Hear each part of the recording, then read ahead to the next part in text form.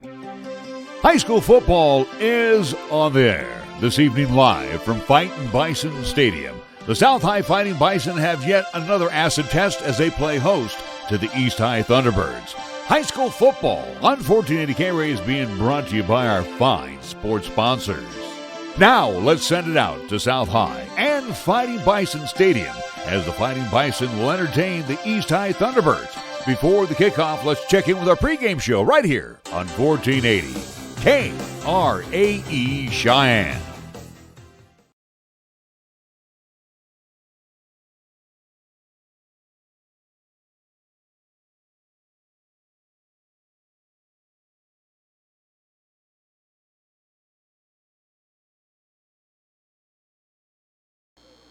And good evening. Welcome from Fighting Bison Stadium here at South High. Larry Proietti tonight being joined, as he's always up in the booth, but he will be Mike's side as well.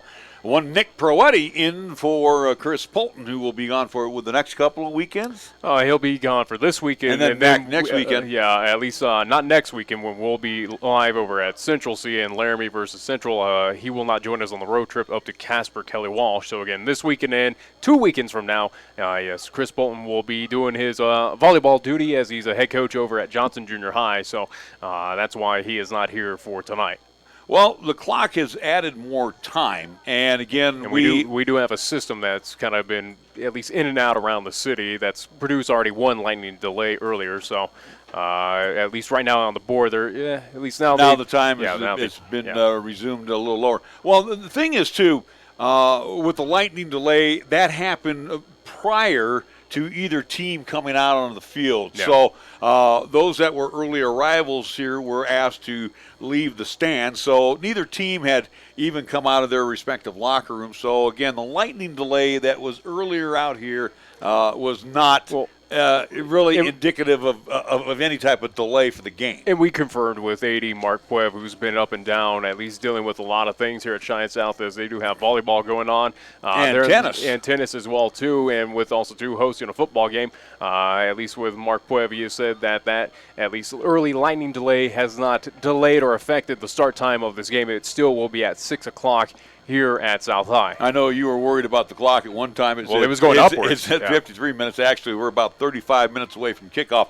Hey, let's let you know that tonight's game is being brought to you by Arrow Moving and Storage, B&B Appliance and TV, Baskin-Robbins, Billy Adelman with the LCCC Flight Crew, Bread Basket Bakery, Burns Insurance Company, Capital Upper Company, Charles Schwab, Shine Auto Repair and Service, Chick-fil-A, Fat Boys Tire and Auto, First Education Federal Credit Union, First Tier Bank, Foot of the Rockies, Halliday Motors, High West Energy, Joed Produce, Kia of Cheyenne, and by Laramie County Community College. As mentioned, Nick Proietti sits next to me this evening as we will have the game for you 5 different ways. Yes. 1480 KRAE, 101.1 FM, 1480KRAE.com, Periscope via Twitter, and yes, we're YouTubing once again our 1480 KRAE sports presentation. Yeah, again, 5 different ways to tune in, whether it is audio or visual-wise. Again, we did get that at least camera issue fixed and tested it out, and all things should be good to go here for this one. Again, as it will be Cheyenne East on the road, technically. Again, going across town to see Cheyenne South team that is looking for their first win for tonight here. Again, on the 2019 campaign, Cheyenne East coming off a close loss against Thunder Basin over at Oakey Blanchard Sports Complex last Friday. So this is an East team that might be a little feisty tonight. Yeah. They're looking for a W after, again, what was a tough loss last Friday. Well, and again, you'll hear comments from Coach Chad Goff later in our pregame show. But again, they let one slip away. Mistakes that, these are things that you can't have happening as you start getting through a third of the way of the season. You need to eliminate them.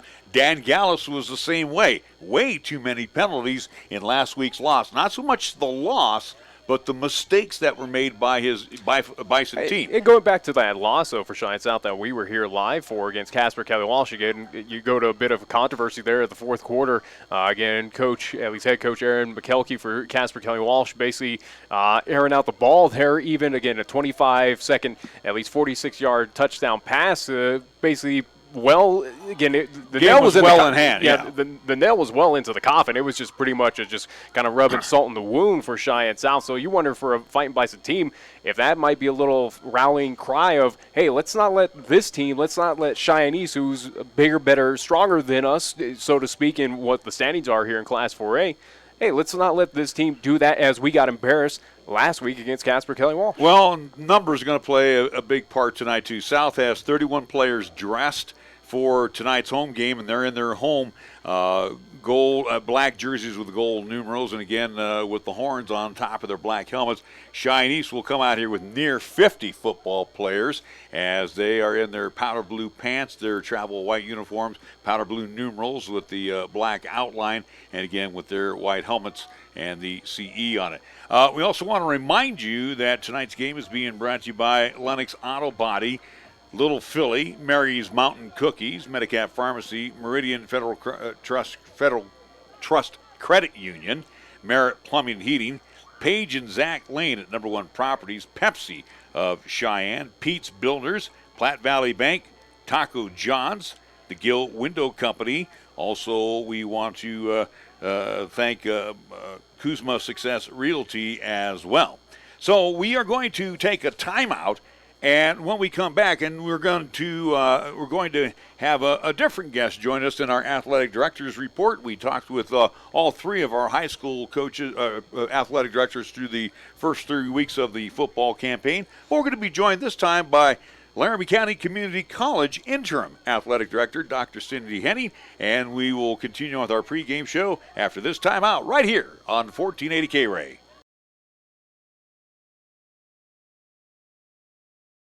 College. It's filled with classrooms, instructors, and exams. But beyond that, it's filled with curiosity, budding friendships, insightful conversations, and so many opportunities. There will be people like you, and you, and you. You'll work, you'll play, you'll struggle, and you'll succeed. But when you allow yourself to pursue your dreams, you'll learn what you're truly made of.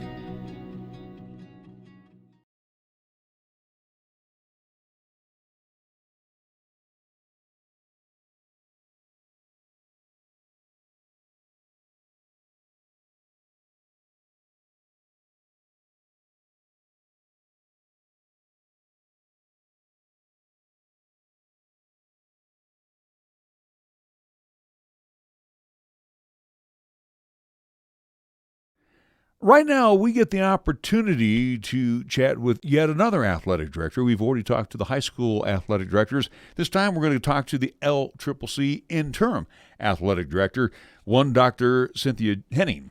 Now, Cindy, I'm glad that you're joining us here on our pregame show. So real quick, let's talk about you being installed as the new interim athletic director at LCCC. So let's talk about how's the job going thus far? It's going great. I'm really enjoying working with our coaching staff. They're a really good group of people to work with, and we just keep plugging away. And we're in the process of developing a Hall of Fame banquet for August 8th of 2020, and it's one of the traditions that we needed to start. We have a great history of athletes and athletic teams and coaches, and we need to start honoring those people that have helped lead our athletic department over the past decades. And so I'm really excited about the things that we're doing. One of the things, too, as you embark on this new job at LCCC, any surprises thus far as you sat down at your desk and went, oh my, I didn't expect that? You know, there have been those moments. Unfortunately, I can't remember any of them that are like a specific example of one. I think part of it is just kind of natural as you come in to a position that somebody else has had. You don't have the background to know, exactly what they were thinking or planning or what they were seeing for the future of, any one particular thing. And so there have definitely been some times that I'm like, I'm not sure what they were intending with that. And so then I tend to ask questions, and some sometimes other people have, they have the background information that lets me be like, oh, okay, I get that, understand that. And other times people are like, we're not really sure. And so those are kind of the things I set off to the side, and they might get, brought back up or come back to as we work through this. But that's kind of to be expected at times, I think. The difference, obviously, one major difference between the athletic directors of the high school ranks as opposed to the JC ranks, well, we're going to talk dollars and cents, and again, that comes in the form of scholarship money, but also we're talking about maybe booking flights. We're talking about getting buses to go from here, there, and everywhere. And again, we're not, even though we go here across the state, we go great distances as well. But with the junior college ranks, you're going all over the place as well. So a lot more dollars to deal with. Yep, that would be true. We have, like, our volleyball team has taken, they went down to an Arizona tournament. Our soccer teams were both actually scheduled to go down to Florida, where you're able to catch, several teams that are ranked in the, top 10 in the country for soccer. And our men's team did get down there, but then they had to do a lot of juggling of their schedule because Hurricane Dorian was coming right to where they were staying. And so our men's soccer coach, Vince Gibson, did a great job of the logistics of that and keeping the players safe and himself safe and the rest of our coaching staff safe. And so there are definitely some different dynamics that come into play. For our women's soccer team, they actually didn't get to go down to Florida exactly for that reason. The hurricane impacted that area and kind of hit right in between the two trips that were planned for our soccer teams. And our coaches do a great job with arranging their travel, communicating with our faculty that, student athletes are going to be missing on these days, and keeping tabs on how the student athletes are doing in their classes and that sort of stuff. So, in your time with LCCC, and again, you've been there for quite a while, and now with this position as the interim athletic director, I guess my question would be to you, if you have a chance to look into the crystal ball, and I've asked this of the previous athletic directors, do you foresee any additional sports forthcoming to Laramie County Community College? I think that it's very possible that could happen as we work through our strategic plan. I think that will be a great place for us to try to use your terminology, try to crystallize our crystal ball, try to finalize it a little bit, like if we are going to add sports, maybe a list of potential sports to be added and a time frame in which we would add them and those sorts of things. Probably the biggest thing as we currently exist, big questions that would have to be answered is if we were to add a sport, where, is it an indoor sport, is it an outdoor sport, where does that coach and or coaching staff reside? Our RAC building, every office that we have in the building, every space that we have is currently in use with our sports and exercise science and coaches and coaching staff and exercise science faculty and those sorts of things. So that's where it's really good. I'm really happy that a part of this, in my interim role, is putting together and developing, working with our stakeholders to put together a really robust strategic plan that will help guide us through any of those possible changes and additions to what we offer for our athletic teams. That's Laramie County Community College Interim Athletic Director Cindy Henning. We're going to take a time out. We'll be back with more after these words right here on 1480 KRAE.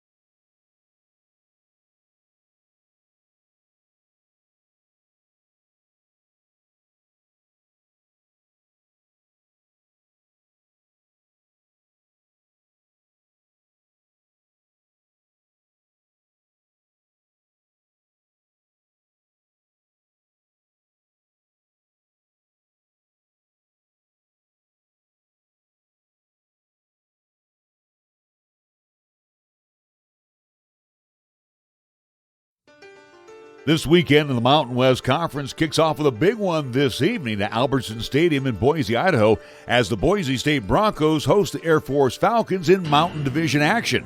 On tap for tomorrow, non-conference games, Wyoming will take on the Tulsa Golden Hurricane at Chapman Stadium in Tulsa, Oklahoma. New Mexico State will visit New Mexico and Albuquerque to take on the Lobos. San Jose State on the road at Arkansas at Razorback Stadium in Fayetteville in a non-conference matchup. Nevada will take on UTEP at the Sun Bowl in El Paso, Texas. Sacramento State will visit Fresno to take on the Bulldogs in Bulldog Stadium.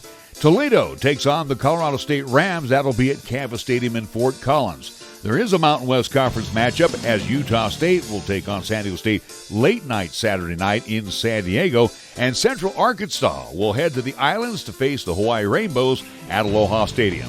We'll take a timeout. More of our pregame show coming up after these words right here on 1480 KRAE.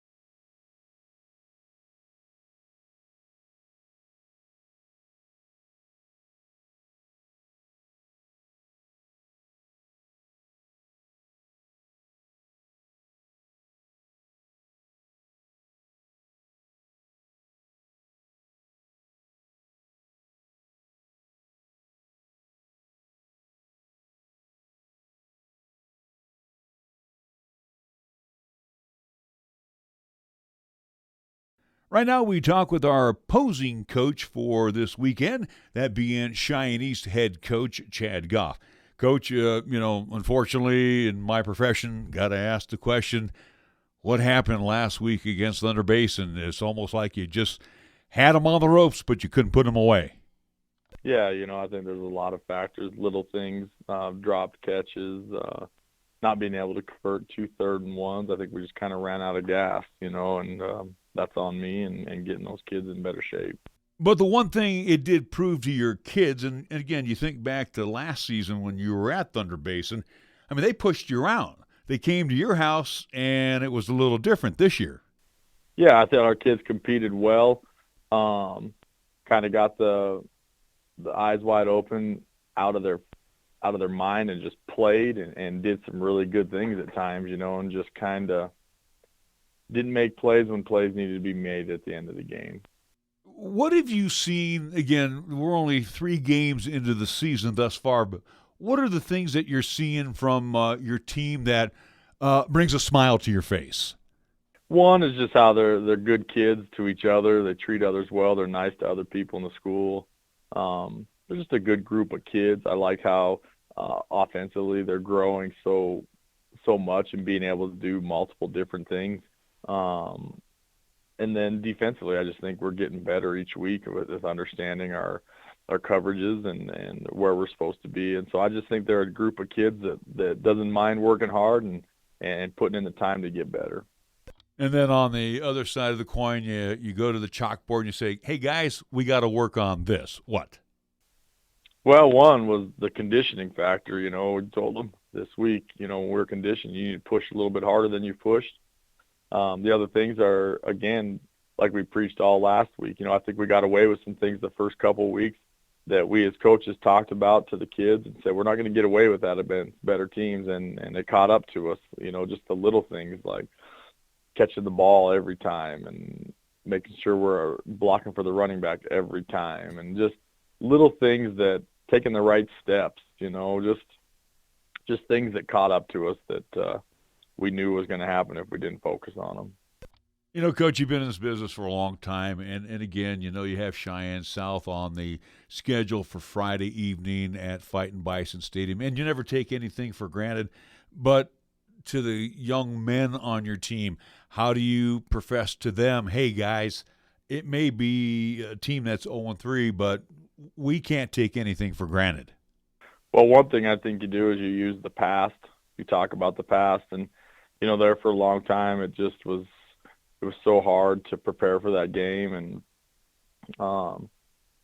it just got little by little worse and worse each year. And then we lost in 2016, and then even last year, you know, they came out, and I thought they made the first big hit. You know, we caught the ball, and they lowered their shoulders and rocked us, and they set the tone a little bit, and we had to fight back.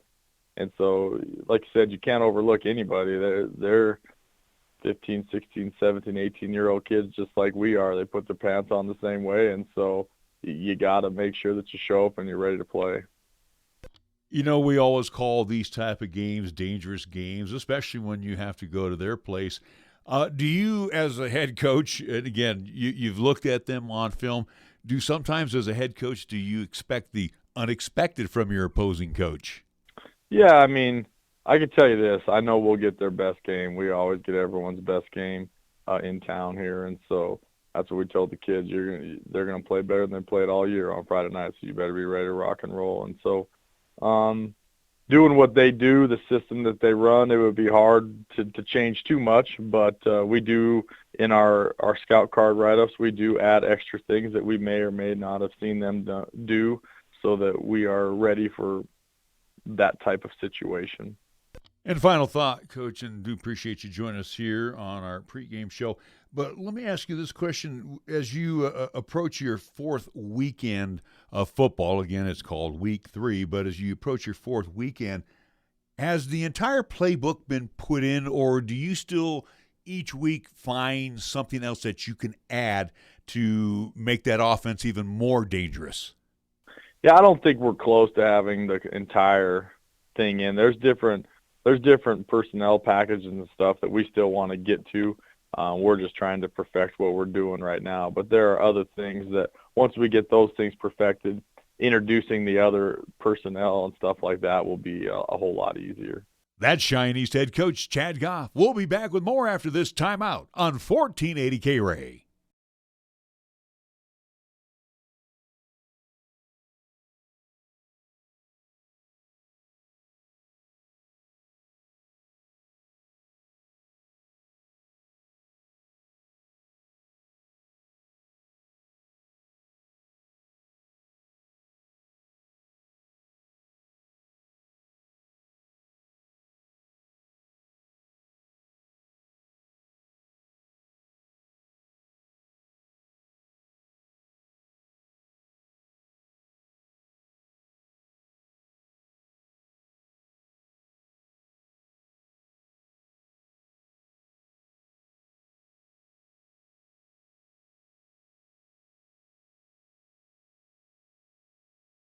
Right now we're talking with South High head coach Dan Gallus. Coach, just real quick, a reflection back on last weekend's game with Casper Keller-Walsh. It was a tale of two halves. Struggled in the first half, but your team, after the intermission, came back out, played a little more inspired football, and they started doing their assignments, especially on the defensive side. You had to look back and say, yeah, I know the score wasn't indicative, but really the second half was much better play by your Fighting Bison. Well, I would agree with that statement. We played much better. We just shot ourselves in the foot by making mistakes and errors on ourselves in the first half, and got ourselves in such a deep hole that it would have been almost impossible to dig ourselves out of that. But I was pleased with the way they responded, and we've got to figure out a way to make sure we're ready to play at the beginning of the game. One of the things that you found problems with was the triple option, and again, too, as you run out of, as I like to call it, the flex bone.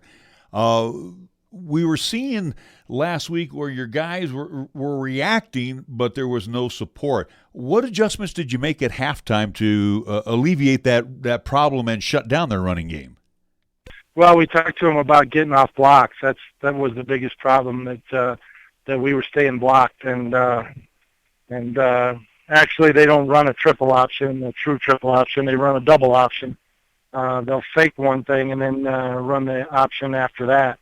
So it appears that they're in the triple option. So it's not bad, but basically we just had to get off our blocks.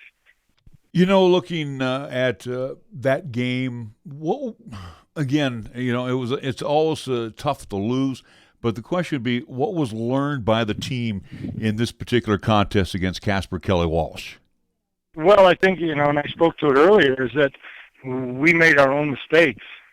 Hopefully we learned that that's not a recipe for success, is things that we're doing hurt us so badly that put us in a hole on offense. We wouldn't get off the blocks on defense. We had 12 penalties on offense that were just mental mistakes that we shouldn't be happening. Coach, one thing I did notice though last week, a few of your Fightin Bison came off the field, whether they were hobbling or, in the case of Alex Soto, actually took the pads off and was injured, putting some ice on the shoulder. How's the ball club physically heading into tonight's game? Well, right now we're pretty beat up. Alex won't be playing, and because of that shoulder, and Adrian Reynolds is out because of concussion, and we've got some others that are just not going to be playing because of the just being beat up. You have Cheyenne East obviously on your schedule for tonight, one of the crosstown rivalries that are beginning to unfold. And I know, talking with Coach Goff, he doesn't take anything for granted when they step onto the football field. This is another power pack team that you run up against on both sides of the football. If there's I guess, Coach, if you look for a silver lining sometimes, or maybe a chink in the armor, the offensive line for Cheyenne East, as well as their defensive line, just starting to grow a little bit, so they still tend to make some mistakes as well. Well, yeah, that's very true. We're dealing with high school kids, and they will make mistakes, and we hope to be able to take advantage of that when that time occurs. Our biggest hurdle that we have to overcome is our depth that they possess that we don't have, and doing our best to keep people fresh on the field. Final thought, Coach, and it's almost like in basketball when you got David going up against Goliath. You want to hold the basketball as long as you can. Well, I would assume on the football side, you'd like to have those long, sustained drives on the offensive side, and hopefully get a turnover here and there defensively. But tell us a little bit about what you got cooking for tonight against Cheyenne East. Well, nothing special, and that's exactly the recipe with our flexbone offense is trying to hang on to the football for as you said, an extended period of time, and get the clock to move, and make sure that at the end of the game we're in close proximity score-wise, that maybe we can make something happen and come out with a victory. Cheyenne South head football coach Dan Gallus on our pregame show. We'll take a timeout. We'll come back. We'll find out what's going on schedule-wise for Class 4A after these words right here on 1480 KRAE.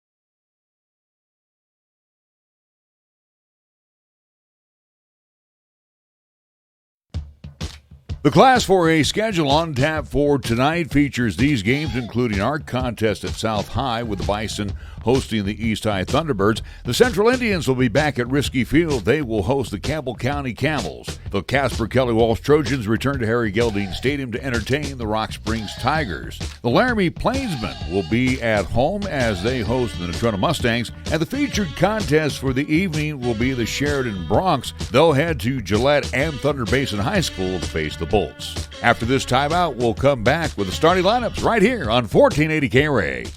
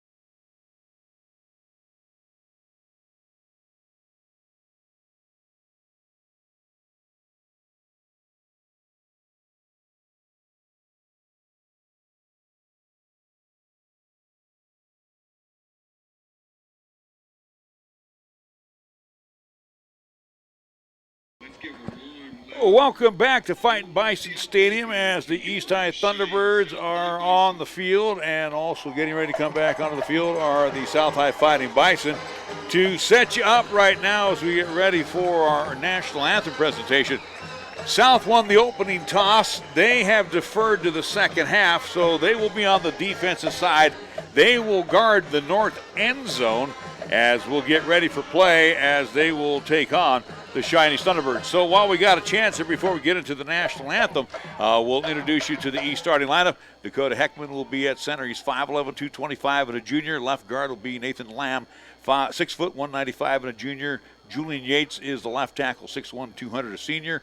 The right guard is Josiah Aragon. He is 6'1", 205 and a junior. And Aiden Montoya is the right tackle. He's 6'3", 205 and a senior. We'll be back with the rest of the starting lineup after we take a 2-minute timeout right here on 1480 KRAE.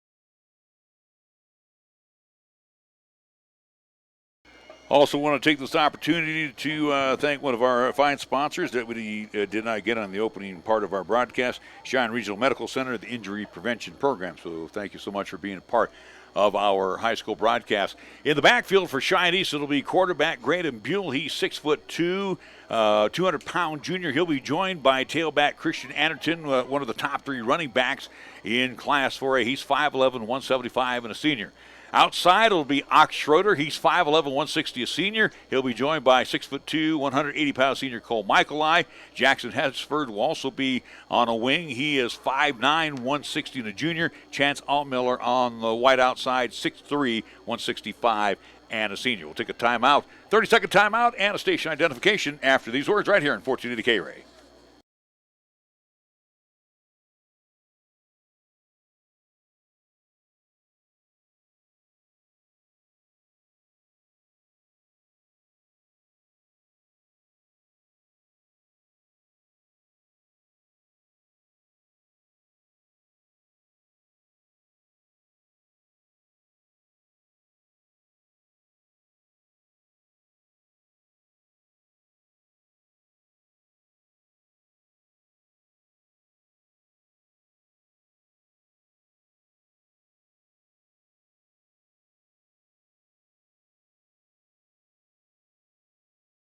For the South High Fighting Bison, they'll line up in the 3-4. Defensive end will be Griffin Boleski.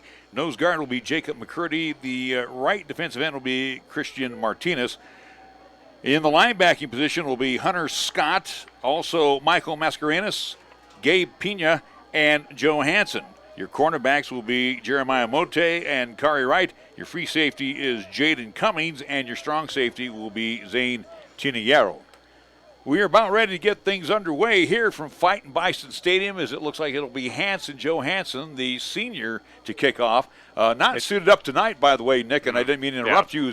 Alex Soto, a senior, and also Tannen Van Tassel, who got hurt last week in the contest against Casper Kelly Walsh. Yeah, we assumed that with Alex Soto, seeing him coming off that at least sideline, getting the shoulder pop back into play. So I had a feeling that he was going to be missing for the South High Fightin Bison team, something that we noticed in pregame warm-ups. South High here on their home field only suiting up about 31, at least, student athletes for Cheyenne East. They brought about 50 in total. So, again, Cheyenne South, a team that's already depleted by numbers, having difficulty getting those out to at least participate for the varsity, at least football side of things. Again, injuries are not helping out this Fightin Bison team, and we'll see what happens here coming up tonight against as they take on this powerhouse, this top 5 ranked team here in Class 4A, the Eastside Thunderbirds. Well, with Alex Soto being shelved too, you got about 65 yards of rushing offense that is sitting on the sideline tonight, not suited up. So again, quite a few young men for Cheyenne South not suited up. Matter of fact, Adrian Reynolds, he's also not suited up. He's under concussion protocol right now. So last weekend's loss against Casper Kelly Walsh really took its toll on this Fighting Bison team. As we mentioned earlier, and even Coach Gallus mentioned, numbers. That's a big problem, and depth is going to be even a bigger problem, especially as they go up against a very powerful, and again, as we rank it, top 4 teams that just reload every year, Cheyenne East Thunderbirds. Yeah, Cheyenne East coming into this contest, number 3 ranked here in the state. Back deep will be Ox Schroeder along with Jackson Hesford. They'll stand around their 10-yard line. Hansen has it teed up at the 40, and he will boot it into the ground. And it goes through the legs of Hesford, and it will go into the end zone for a touchback. That'll be an E6 on Jackson Hesford. Through the wicket. That went right through the wickets, gang. A rare error there by Cheyenne East, but either way, though, it pins them well back. So again, a lengthy start for Cheyenne East on their first offensive drive here of this contest. So operating out of the gun, at times it will do the pistol. It will be Graydon Buell, the junior quarterback, as he will send Michaeli along with Schroeder to the near side. Anderton will be the lone back in the backfield, as he will be about a yard behind Buell as he operates out of the gun. Miller out on top. Trips to the near side. They'll hand off to Anderton. Anderton to the 25, 30, dragging a tackler all the way down to the 37-yard line. 17-yard gain for Christian Anderton, the game's first play from scrimmage. And again, this Cheyenne East team just overall is a bigger, stronger, faster club. On the quick hitter by Cheyenne East as they do the no huddle. And again, Anderton drives it to the 46-yard line. So give him 9 on that carry. So even with Cheyenne East being pinned back on this first offensive drive so far, getting 2 plays and they're already near at least halfway. Anderton in motion.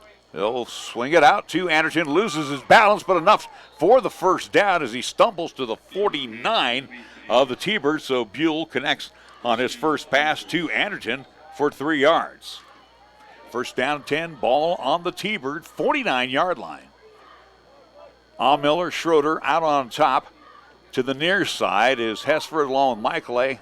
Hash mark to the far side. Buell by himself. Back to pass. Steps, throws it low, but picked up by Miller.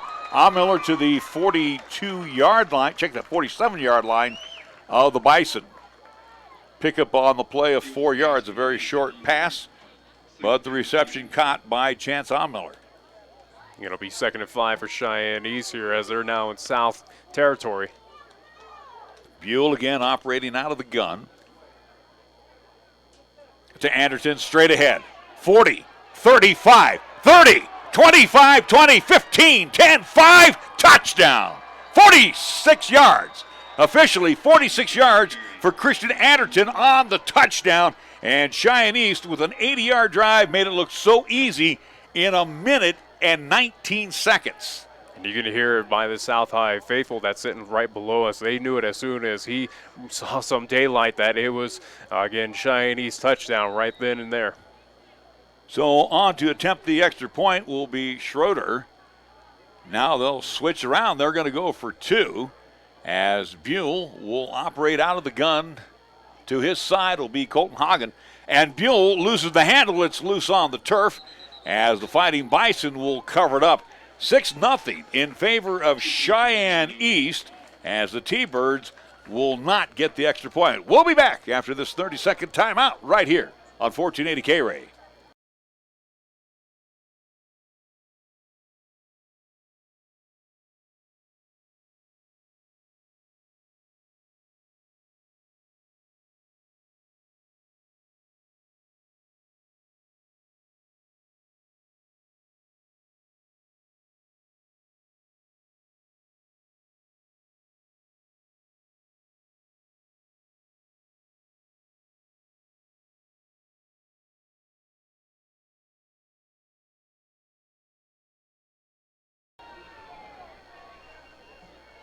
Well, the case, Nick, of David and Goliath tonight, and it looks like Goliath has more rocks than David. Yeah, without a doubt. Cheyenne East just looking very crisp on that first drive. Made it look absolutely easy. As you mentioned, a minute 19 for Cheyenne East to drive all the way down the field. Again, they got pinned back by that rare mistake on the kickoff.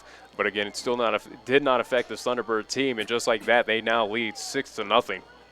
Brian Mead will put a toe to it for the Cheyenne East Thunderbirds. He's a 5'8" sophomore. Watching him kick off in the pregame, not too bad.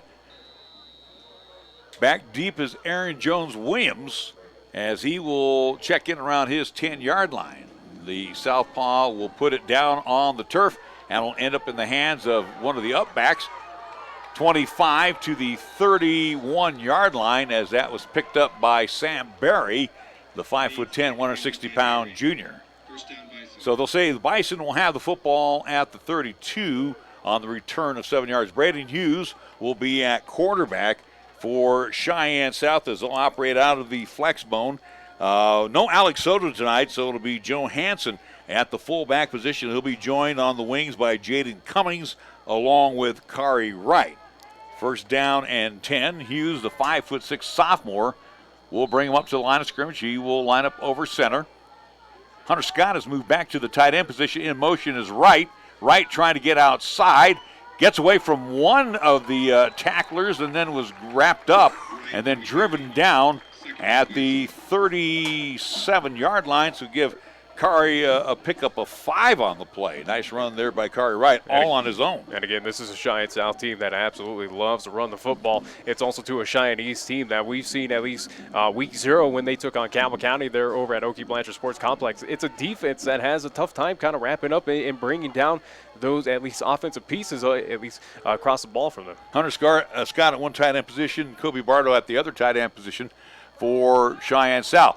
This time they'll go straight ahead to Hanson. Hanson will have the first down. Nice run by Joe Hanson to the 44-yard line. So on the play, give him 7 yards. And for Cheyenne South, they'll have their first down of the game. As that ball sits right now on the 44, as they're trying to get into Cheyenne East territory. This is a Cheyenne South team we saw last weekend as they took on Casper Kelly Walsh here. Team that's at least shot themselves in the foot by many penalties in that contest. Lars Quinvillin will move to the center position. He was at right guard last week. He'll switch off with Christian Martinez. Movement in the neutral zone by Cheyenne East. And our game's first penalty is committed by Zach Higgins. So a 5-yarder, and it'll be first down to 5. Also along the front line will be Griffin Belaski. He'll be at the left guard position. Moving to the left tackle will be Joe Garcia, 5'10", 200-pound sophomore. And the right tackle will be Matthew Gabehart, who is 5'10" and 160-pound junior. And hopefully that first penalty by Cheyenne East is not indication of what is going to happen here tonight for both teams, as what we saw last week between Casper Kelly Walsh and Cheyenne South. Cummings and Scott split out to the far side, but they'll throw it down low. Caught for a first. I think it's going to be a first down, just enough, as the pass is caught by Leandre Ray, and he is just short. Yeah, they're going to say a few inches before. So second in inches for Cheyenne South here, as they are now in Cheyenne East territory. The ball resting just shy of the East 46-yard line. South going left or right across your radio dial. Again, north-south field, so they're going north-southerly. And left or right also too on your TV screen as well. Second down and short in motions comes Cummings, and Braden Hughes will call his own number. A collision, as Hughes is a small guy and the big tackles for Cheyenne East were bumping helmets with each other. A loss of a yard on the play to make it third down. There's a lot of white and powder blue swallowing up Cheyenne South on that play right there. Again, 3rd and 1. I'll say, again, about a loss of about a few inches there for Cheyenne South. Got to get to the 46 of East. Scott will split out on top. Ray to the near side, Leandre Ray. Hughes will send right in motion. This time Hughes will call his own number as he, on the belly, will keep it to the 45-yard line, down to the 45, so 2 yards for Braden Hughes. And the second first down for the Fighting Bison. Pepsi scoreboard at 7:38, 6-0 our score. And so far, Cheyenne South looking pretty well, at least on the offensive side here, moving it against this tough Cheyenne East defense. And the key, too, again, like we said before, you want to keep the defense on the field. So, again, these are 3 yards in a cloud of dust type of offenses for the South High Fighting Bison. To right, down to the 40-yard line. And again, they spot him right at the 40 as he goes off tackle. So for Kari Wright, a 5-yard pickup. And the Fighting Bison continue to move the football 10 yards on 2 attempts now for Kari Wright, coming out of his wing position from the far side. And 2nd and 5 for Cheyenne South here on the east side, 40. Hash mark to the near side. Cummings along with Wright and Hanson. Hanson at the fullback position. This time they go right, left tackle this time. Kari will get a short gain. Late flag comes in. That might be incidental face mask or holding, they're going to say. So, again, that'll be a spot foul holding. And it will be, again, face mask. Face mask. See, first time he indicated holding. So either way, though, it's going to go against the Thunderbirds, and it's going to back them up farther. So Kari will get 2 yards on the rush. And, again, this is incidental, so it's only a 5-yard penalty. So for East, that is penalty number 2 for 10 yards. And, again, penalties is what have been an issue for Cheyenne East throughout this season. Even it sounded like cost them the game last week against Thunder Basin. Spot the ball on the 33-yard line of the T-Birds as Hughes will bring them up out of the flex bone. Again, movement inside, but no flag goes down. Hughes under a heavy rush, and down he goes. I'll tell you what, they swarmed on him quickly, and putting down the final touch was Zach Higgins on the sack back to the 41-yard line. So that will be a loss of 8 for Braden Hughes on the sack. So second and 18 for Cheyenne South. Again, Cheyenne East just finding at least nice gaps there between that offensive line for Cheyenne South, muscling their way in, and again got the sack. To the near side will come Jaden Cummings along with Hunter Scott. Last week Scott was playing tackle. This week back at the tight end position. Hughes back to pass, throws one over the head of KRAE Wright. Wright was going, was that one for me? As he looked over to DeQuan Evans, and Evans said, no, that was yours. Incomplete. And again, it's a Cheyenne South team that does rarely throw. So again, wide receivers trying to understand, hey, where were you aiming? Hughes is 1 for 2 in the early evening. Right now, 5:40 left on the Pepsi scoreboard. Third down and long. 3rd and 18 to be exact. In motion comes Cummings. On the counter, nowhere to go is KRAE Wright, and he'll be dragged out for loss. Zach Higgins again, busting through. Higgins will drop right for about a 3-yard loss. And Cheyenne East, the defense just read that from the beginning, swallowed up Cheyenne East, or at least Cheyenne South. And here we stand right now for the Fightin Bison, 4th and 21 on what looked like a fantastic opening drive for them. So for the Fighting Bison, they will drop back in deep punt formation. Hughes. For Cheyenne East, back deep will be Hesford. He'll check in around his 10-yard line. Hughes stands around his own 44. Snap is back, and Hughes gets an end-over-ender, which will travel into the end zone. So Cheyenne East on their second possession will have the football on their own 20. 4:48 left on the Pepsi scoreboard. The game's only score comes from Cheyenne East in the opening minute, 19-second. Christian Anderton with a 46-yard run. And again, Anderton was pretty much most of the offense, if not all, for Cheyenne East. I think 4 yards was accumulated by Chance Ahmiller on that first drive. Yeah, without a doubt. But give credit also to Cheyenne South on their first offensive possession. Looking like they had a bit of rhythm there, but unfortunately, once it got into east side territory, that defense was just way too much for South to handle.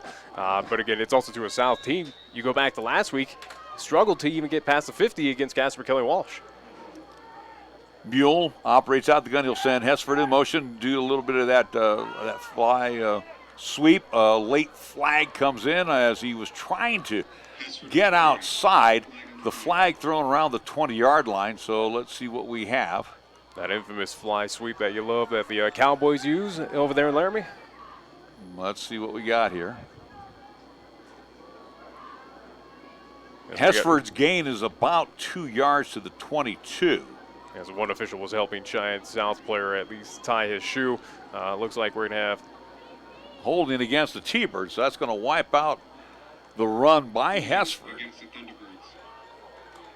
And a margin back to the 12-yard line. Again, these are spot fouls now. Before it used to be if you committed a holding call, it would go back to the original line of scrimmage and then back 10.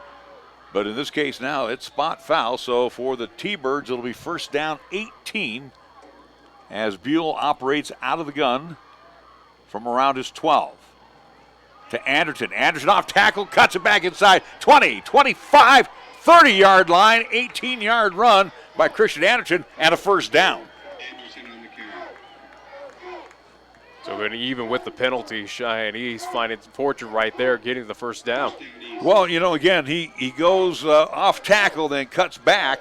And again, he's got great field of vision. And again, it was a similar play of what we saw on that first, at least TD run for him. Trips to the near side for Graydon Buell. As the T-Birds already lead 6-0. Buell on the belly. It's time to Anderton. And he will take it yet another 10 yards to the 40-yard line, just past the 40. We'll give him 10. As the T-Birds again on the march. Back-to-back first downs for the East Side Thunderbirds. Buell will have Schroeder along with Michael I and Hesford to the near side. Ahmiller out on top. First and 10. And back to pass goes Buell. Buell plenty of time, looking long, wants it all. He's got a man. That's Schroeder. 20, 15, 10, 5, touchdown. Oh, what a throw and connection to Ox Schroeder. 60 yards on the aerial from Graydon Buell to Ox Schroeder.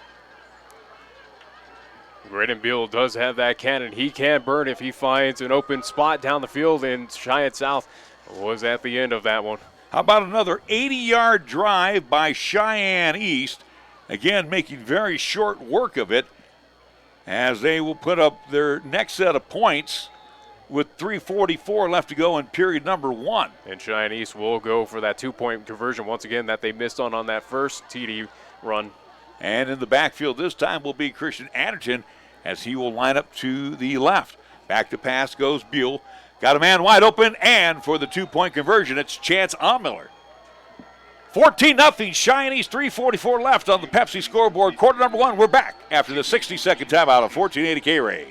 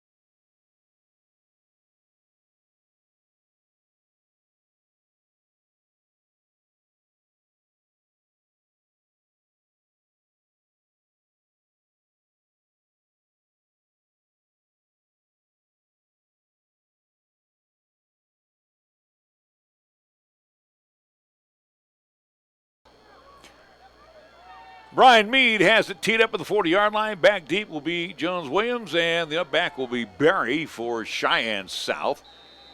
Mead gets the whistle, and the southpaw kicker has it teed up, and now we'll boot it away. End over ender, and it will go over the head of Aaron Jones-Williams. He came up for it, and it goes over his head, and the Fightin Bison will have the football on their own 20-yard line.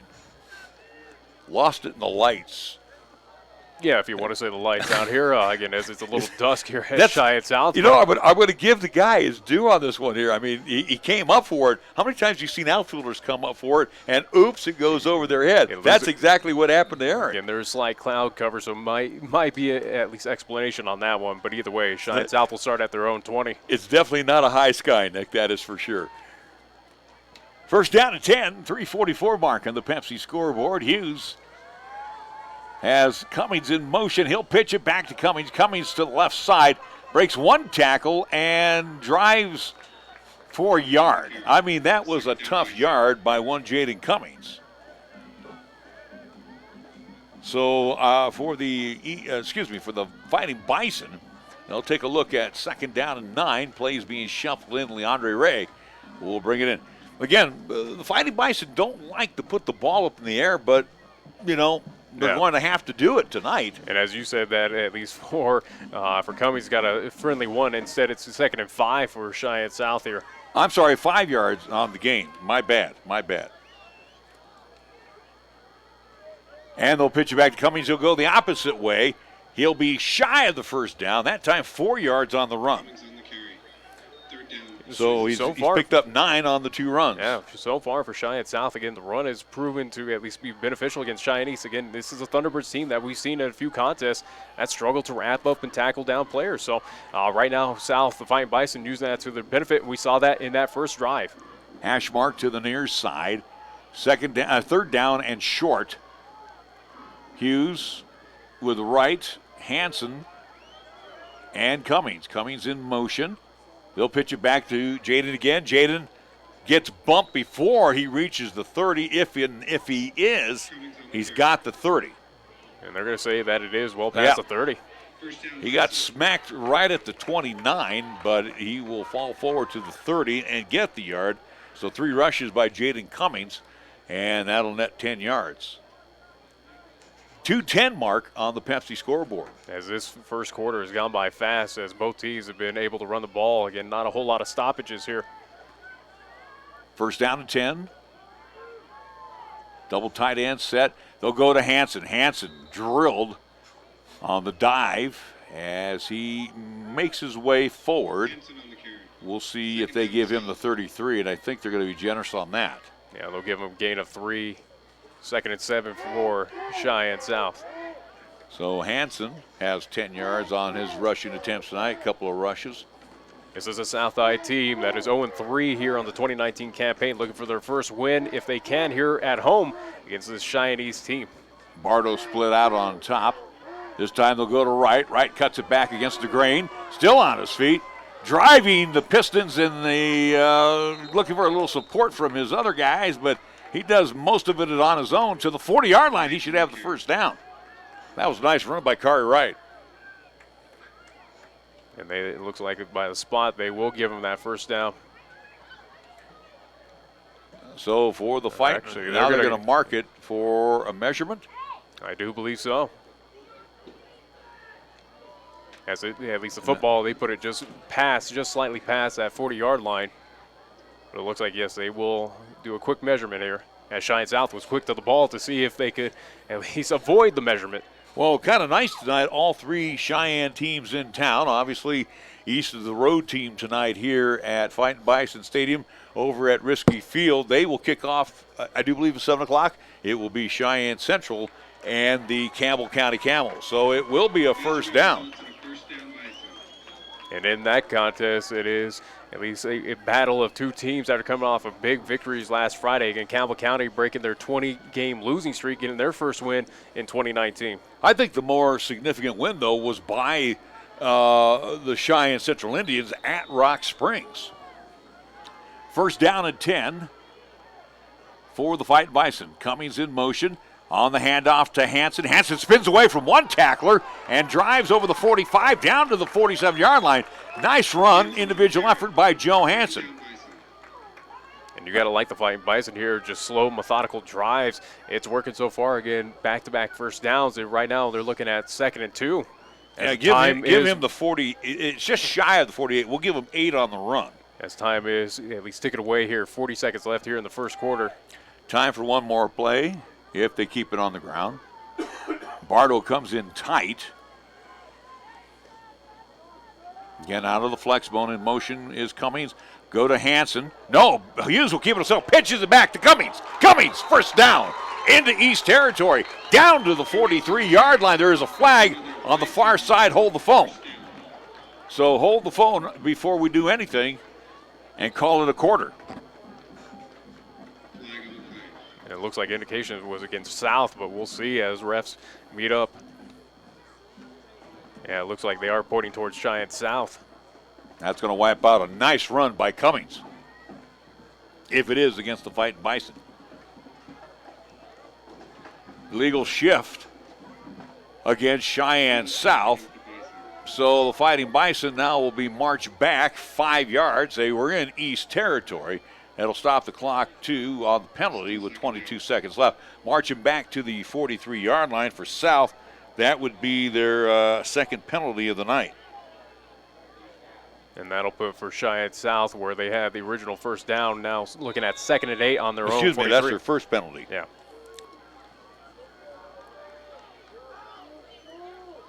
Hughes over center. This time on the belly, and he will keep it himself. Drop for a big loss. Like about 3 yards to the 40. And that play will end the first quarter. So after one period of play here at Fightin Bison Stadium, and they'll give them 2 yards on the loss, it is Cheyenne East 14, Cheyenne South nothing. We're back with quarter number 2 after the 60-second timeout on 1480 KRAE.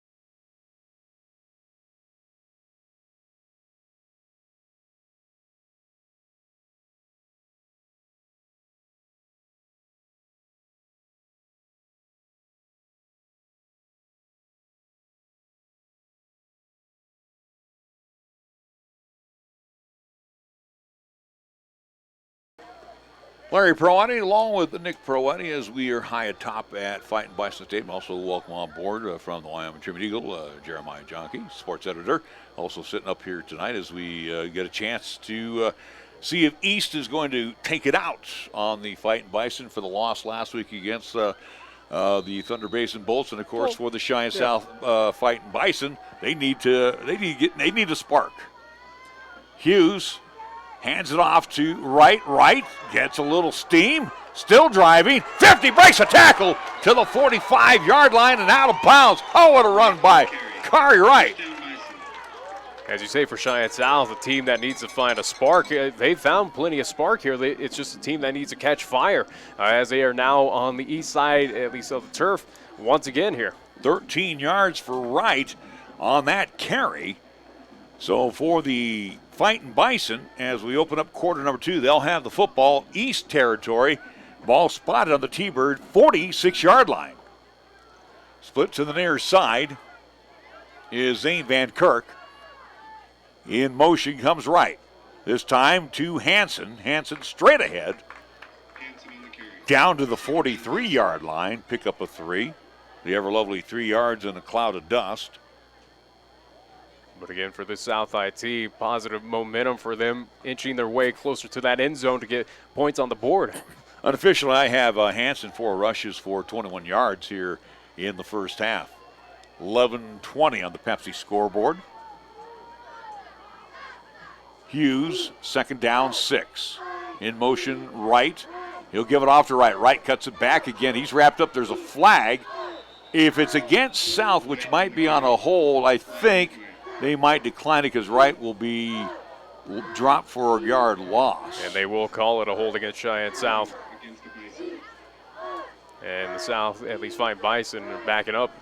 So the T-Birds will take the penalty. Spot foul. The indication, the flag came down at the 39, the 46. Boy, I'm having a hard time with numbers here tonight. Dropping them back now to their own 44-yard line. So it's 2nd and 21 for Cheyenne South here. Again, this is similar to what we saw on the first offensive drive for Cheyenne South. Had good momentum getting into east side territory and just found a way to stall out by penalties or just miscues. Hughes at the helm, 5'6" sophomore. Sends Cummings in motion. Fakes the pitch to Cummings, rolls to his right under a heavy rush. Another flag, and down he goes. This one will be for a big loss. Back to the 37-yard line. That'll be at least 7. Can't get the indication yet. I do believe it's against the Fightin Bison. And it might be another hold call. Holding. And it'll be refused. So on the sack, and that'll be the second sack for the T-Birds. So back-to-back holding penalties for Cheyenne South. 3rd and 27 now on their own side of the football field. Again, well, at least that one was declined. Yeah, and they're spotted at their own 44 here. So again, a drive that looked like it had good momentum is now looking to stall out once again for the Fightin Bison. Well, they're at their own 38, Nick, and they need to get to the East 36. So it's like second down, and we'll call it to Harriman. Or check that, 3rd down now after East refuses the penalty. They'll pitch it back to Cummings. Cummings cuts it back. Driven down at the 43-yard line of the Fightin Bison, so he'll pick up 5 on the play, and that'll make it 4th down. But it will be 4th and forever for Cheyenne South, so a punting situation for Coach Dan Gallus. Cummings with his 4th rush of the night. He has 15 yards. Hughes will drop back to punt it away for Cheyenne South. Hesford for East stands near his 20-yard line. Again, a lot of these teams. There we go again, and Hughes under heavy rush. This one end over end. Last week he kicked one that went backwards. This one will take a south bounce, luckily, to the 31 or 32-yard line of Cheyenne East. That one had the makings of last week where it went backwards. Yeah, it got in and out of the end zone. And again, even looking at the flags are blowing down south here at Fightin Bison Stadium. So again, that punt got shanked off the side of the foot, and yeah, it pretty much went straight vertical there for a good while. Sometimes the rugby kicks work, sometimes they don't. That one, but for whatever that reason, one was. They use it in college. They use it in the NFL. It works, more than not, I guess. That one turned out okay for Hughes. So the ball rests on the 31-yard line for the T-Birds as they have their third possession here. As Cheyenne East has been 2 for 2 on their offensive possessions here tonight. Buell out of the gun will send Hesford in motion. Back to pass. Steps up, throws, got a man. A flag is down. Miller makes a grab 35, 40, 45, 46-yard line. I think it's coming back. As there were multiple flags down. I think it was another illegal shift by Cheyenne East. Haven't gotten the preliminary indication. And it will be against East High as they're backing up right now. So for Cheyenne East, that would be their third penalty of the night. And still, here we are, game number 4, week 3 in Class 4A. Cheyenne East still having penalty issues. So wipe out the big gain to Miller. Trips will come to the near side in the form of Schroeder along with Hasford. Buell back to pass. Steps, throws, got a man. Caught 35, 40, 45. First down yardage to the 46-yard line. On the receiving end was Jake Rail. So Rail making the grab for Cheyenne East.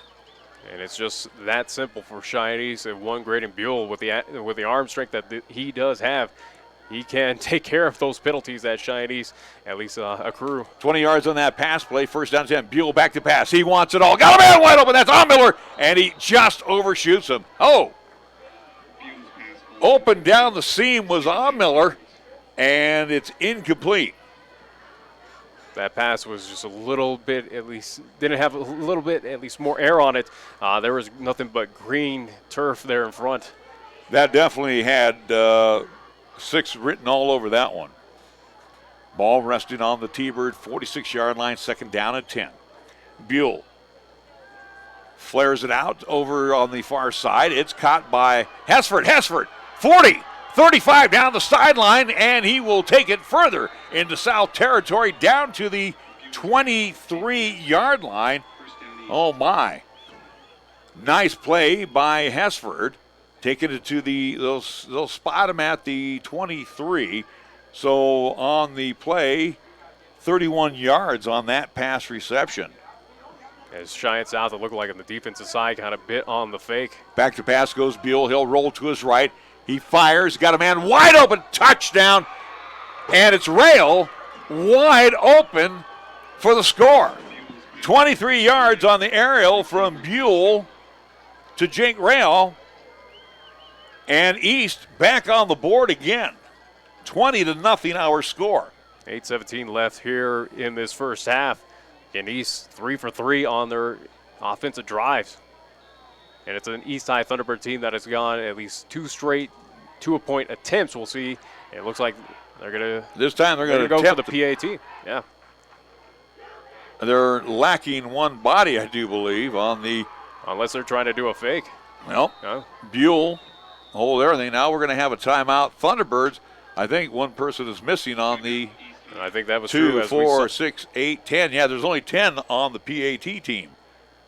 As you saw, at least the Thunderbird quickly try to run from the, at least try to get set out there. But either way, again, Cheyenne East timeout. We'll keep it here on, again, another touchdown by the T-Birds, which covers 69 yards. And for Cheyenne East, it's back-to-back, at least passing plays by Graydon Buell that found a wide-open receiver. There wasn't anyone in the county for Cheyenne South near the head specialist for the East Side Thunderbirds. So if I'm wrong here, correct me on this. 80-yard drive to open up the game, 80-yard drive, their second drive, and this one 69 yards. And I mean, they made short work of that drive. It is a high-powered offense. We know that from Cheyenne East. We know that from what they did against Campbell County in Week 0. So Buell will hold, and Ox Schroeder will attempt the PAT. And we'll see if they actually go for the PAT again, back-to-back, at least on the 2 scores. They've gone for the 2-point conversion. Snap is back. Placement is down. Kick is through the uprights. And good. 8:17 on the Pepsi scoreboard. East 21. South nothing. Back after the 60-second timeout of 1480 KRAE.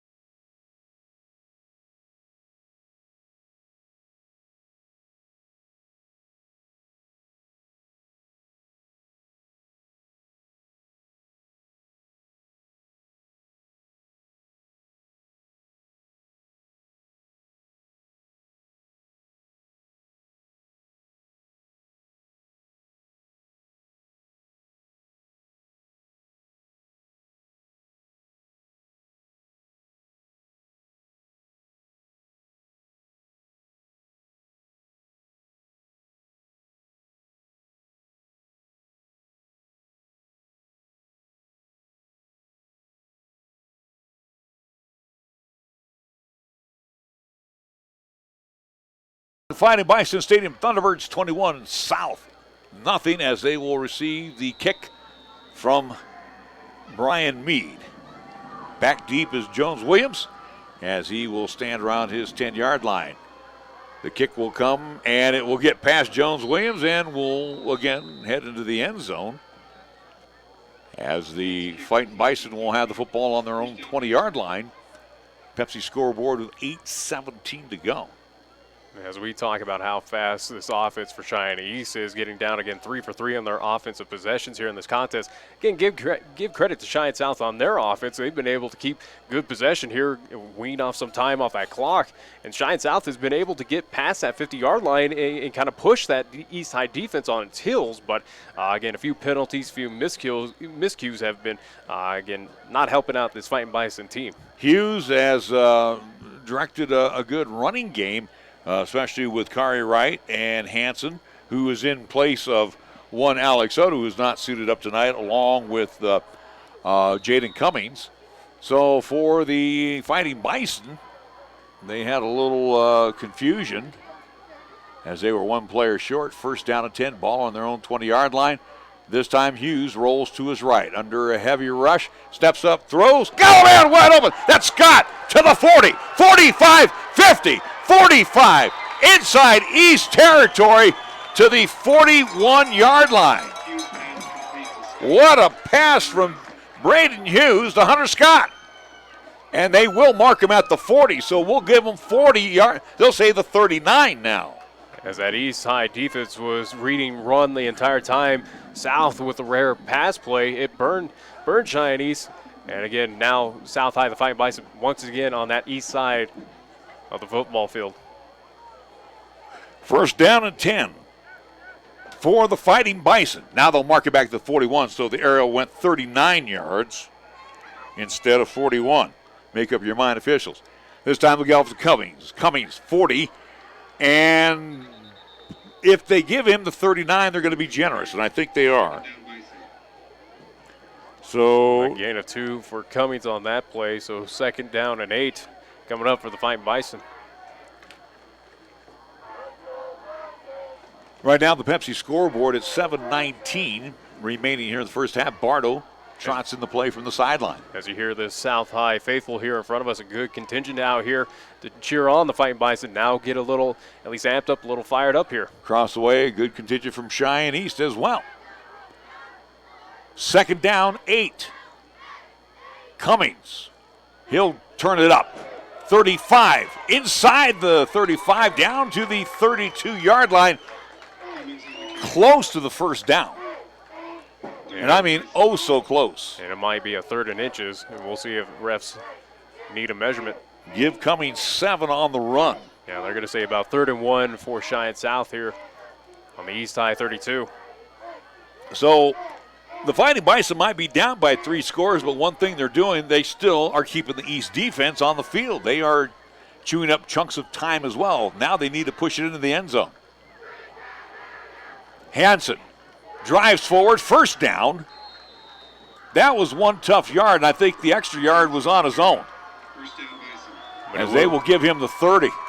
But it will be first down for the Fightin Bison as they continue this drive. Insofar, this is a Fightin Bison team that's at least this is the furthest they've gotten on this football field. So for Cheyenne South, 6 minutes left to go here in the first half. Nice drive that started from their own 20-yard line.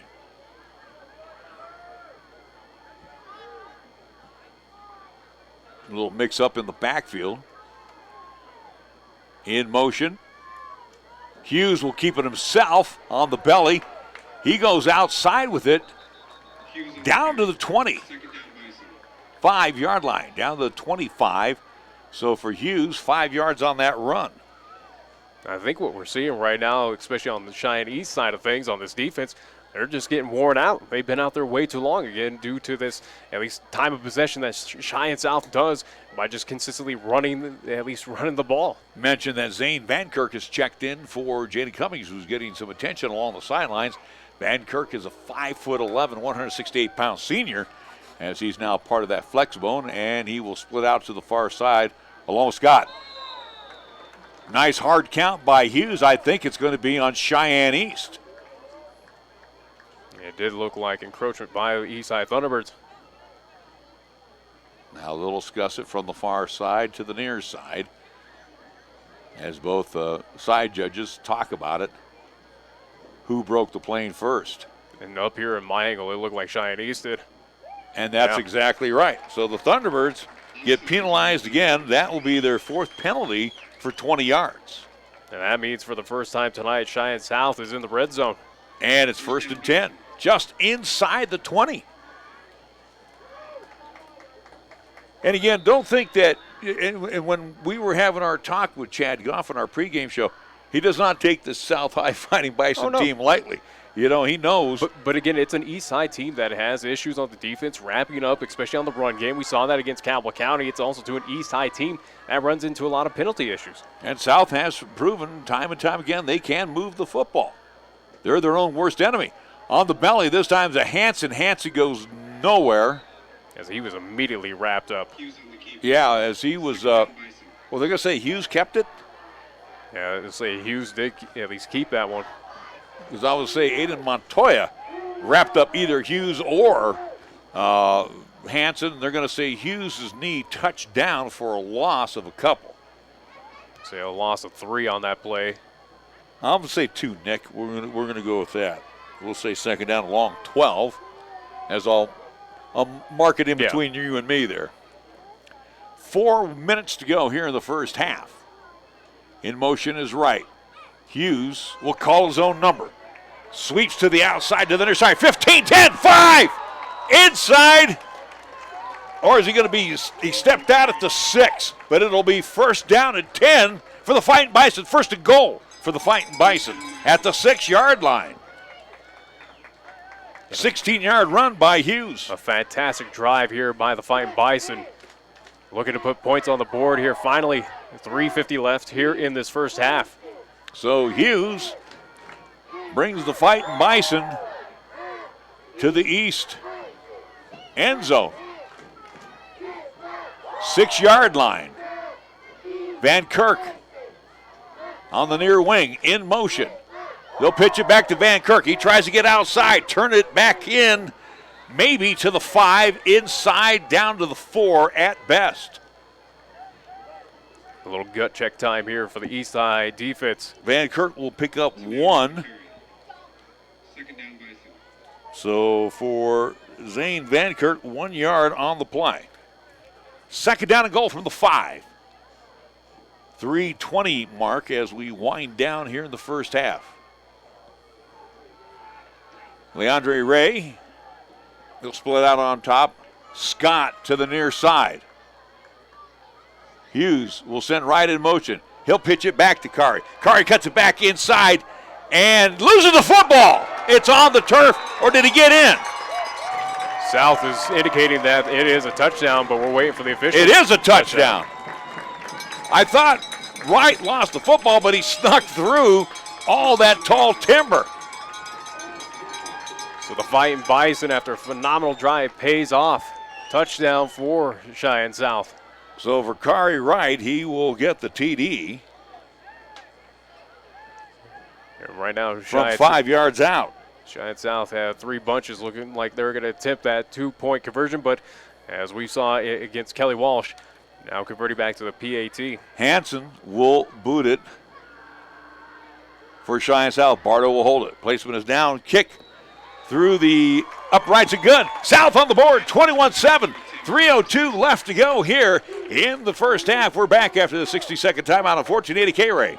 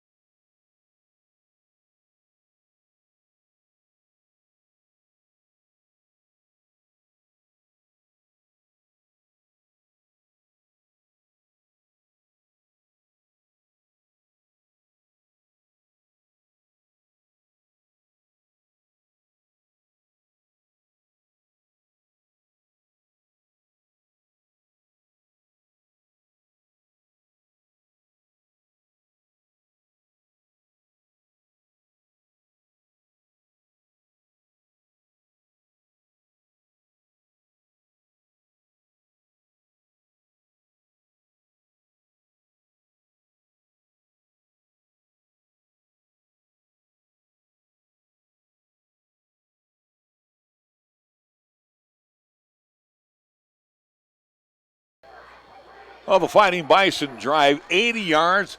One of the key plays was that big aerial from Hughes to Hunter Scott, and that kind of set the wheels in motion for the South High Fighting Bison. They're on the board 21-7, a little momentum if they can hold off East going into the locker room. Absolutely. Cheyenne South last week, as we saw against Casper Kelly Walsh, had difficulty getting points on the board. Do believe that they had at least got their first points late in that contest, so good to see before halftime South on the board. And again, only down by 14 points to Cheyenne East. Schroeder and Hesford back deep.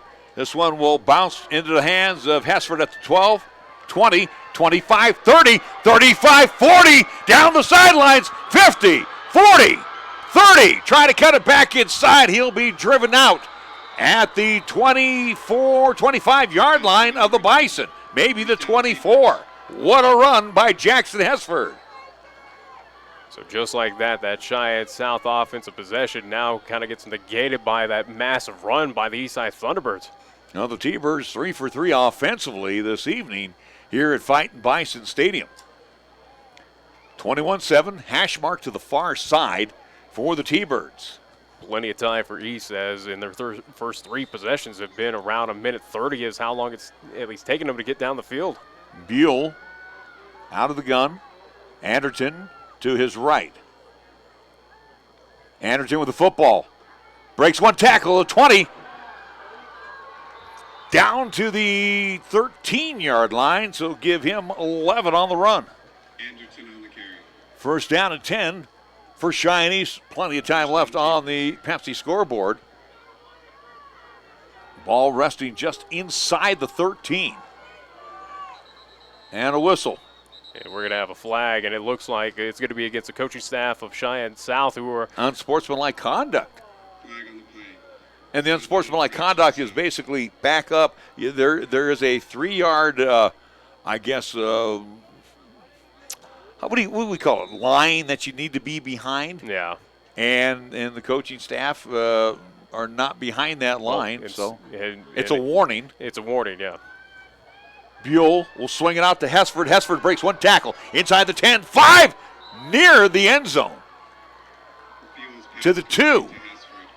So 11-yard pass play to Jackson Hesford makes it first down and goal, T-Birds. First down East. Just like that, Thunderbirds answering that quickly back. Ball on the south 2-yard line. Buell out of the gun. Anderton, off tackle, touchdown. And it was just as easy as that for Cheyenne East. And just straight up the gut on that run. 6 points on the board, where now the Eastside Thunderbirds lead this contest 27-7. So Christian Anderton making a very easy touchdown for Cheyenne East. Schroeder, out of the Buell hold, will attempt the PAT. Snap is back. Placement is down. Kick short, but through the uprights and good. East 28 and South 7 back after the 60-second timeout on 1480 KRAE.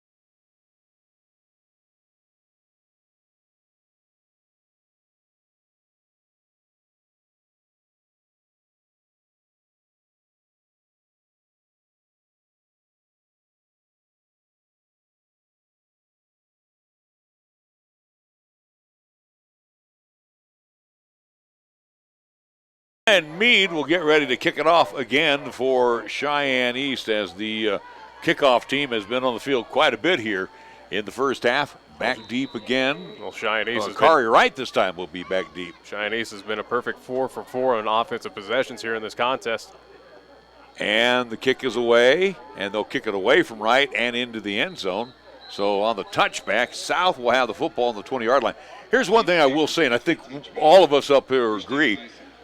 Both offenses for South and for Cheyenne East have been very, obviously East 4 for 4, but South has been very entertaining on the offensive side as well, too. So it's nice to see the Bison a lot better than last week. And that's what I've been saying throughout this contest. Again, for Cheyenne South, the offenses look very impressive, but it's found ways to kind of shoot themselves in the foot or stall out at a point in time.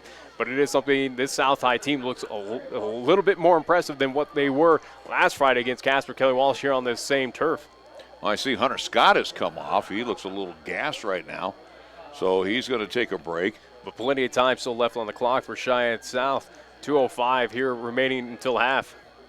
Again, Van Kirk in for Cummings, who has yet to return. And on the carry, as Hughes calls his own number. Hanson on the carry. Did they give it to Hanson? Yes, they did. Hanson. Again, as they bellied it as far as they could, and a timeout called by the officials. Let's see what we have here on the play. Did he make it back to the original line of scrimmage? I do believe he did. Now we got a timeout called by the T-Birds. So with the T-Birds, we will take a 30-second timeout. $1:59 to go first half. East 28 and South 7. We're back after this 30-second timeout and station identification here on 1480 KRAE.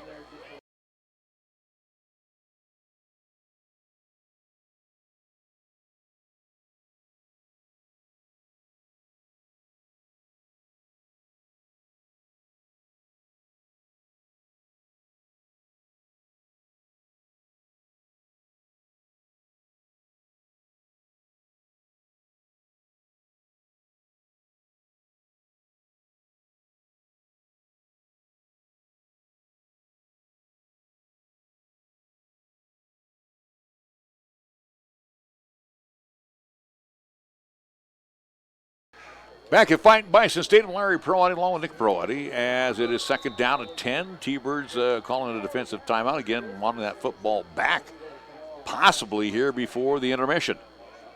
Hughes over center, and we'll pitch it back to Wright.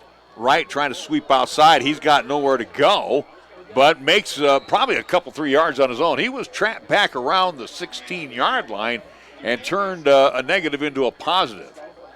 So for Kari Wright, give him 3 on the play, and it will be third down and 7 for the Fighting Bison. Third down and 7 for Cheyenne South as they sit on their own at least 23-yard line. So for the Fighting Bison, Bardo will come to the near side. Hughes over center. And we'll give it off to Wright. Wright cuts it back inside quickly. The ball's up in the air, and I do believe the Thunderbirds took it right out of midair. As East High is indicating that they got it, and they do. So a big turnover by Cheyenne South there. Trying to see who ended up picking it up. It looked like that was Dakota Heckman who caught it in midair. So the T-Birds will get the football back. With plenty of time still left. Again, a minute 43 here before halftime. And just knocking on that, at least, red zone for Cheyenne East. Well, they're at the 24-yard line, $1:43 to go. Plenty of time for the T-Bird. Powerful offensive attack to put some points on the board. Yeah, a team that took them at least 80 yards twice, 69 yards for one score. Buell back to pass. Plenty of time. Steps up, throws, got a man wide open. Touchdown, Chance Miller. That quick. They punish you for that mistake.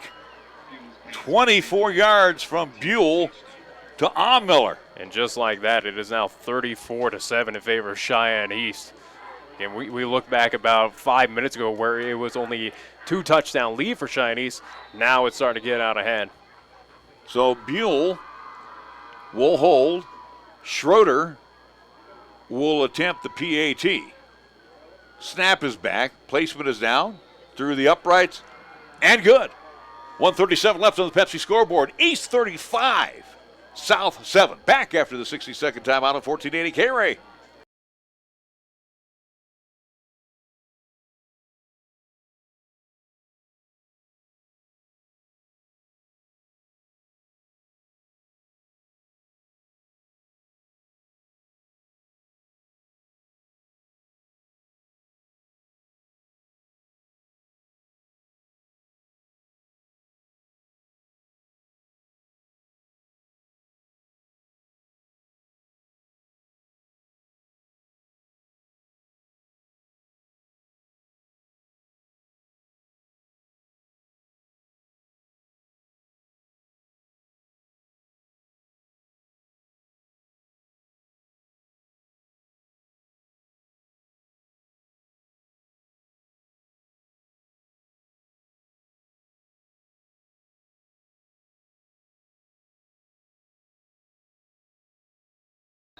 Well, if you're lettering on the kickoff team, I'm telling you what, you're getting a lot of action here in the first half.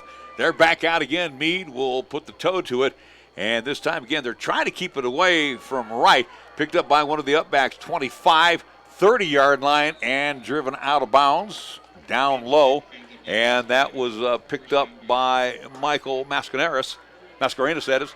And for the South High Fighting Bison, they will have the football with 91 seconds left, spotted on their own 32-yard line. Interesting to note here, Nick, East again with another 24-yard drive, and it only took them, it took them about 2 seconds. Yeah, it didn't take that long. It was wide open again. South, no one even close to the wide receiver there, and an easy score for Cheyenne East. But in time here for Cheyenne South.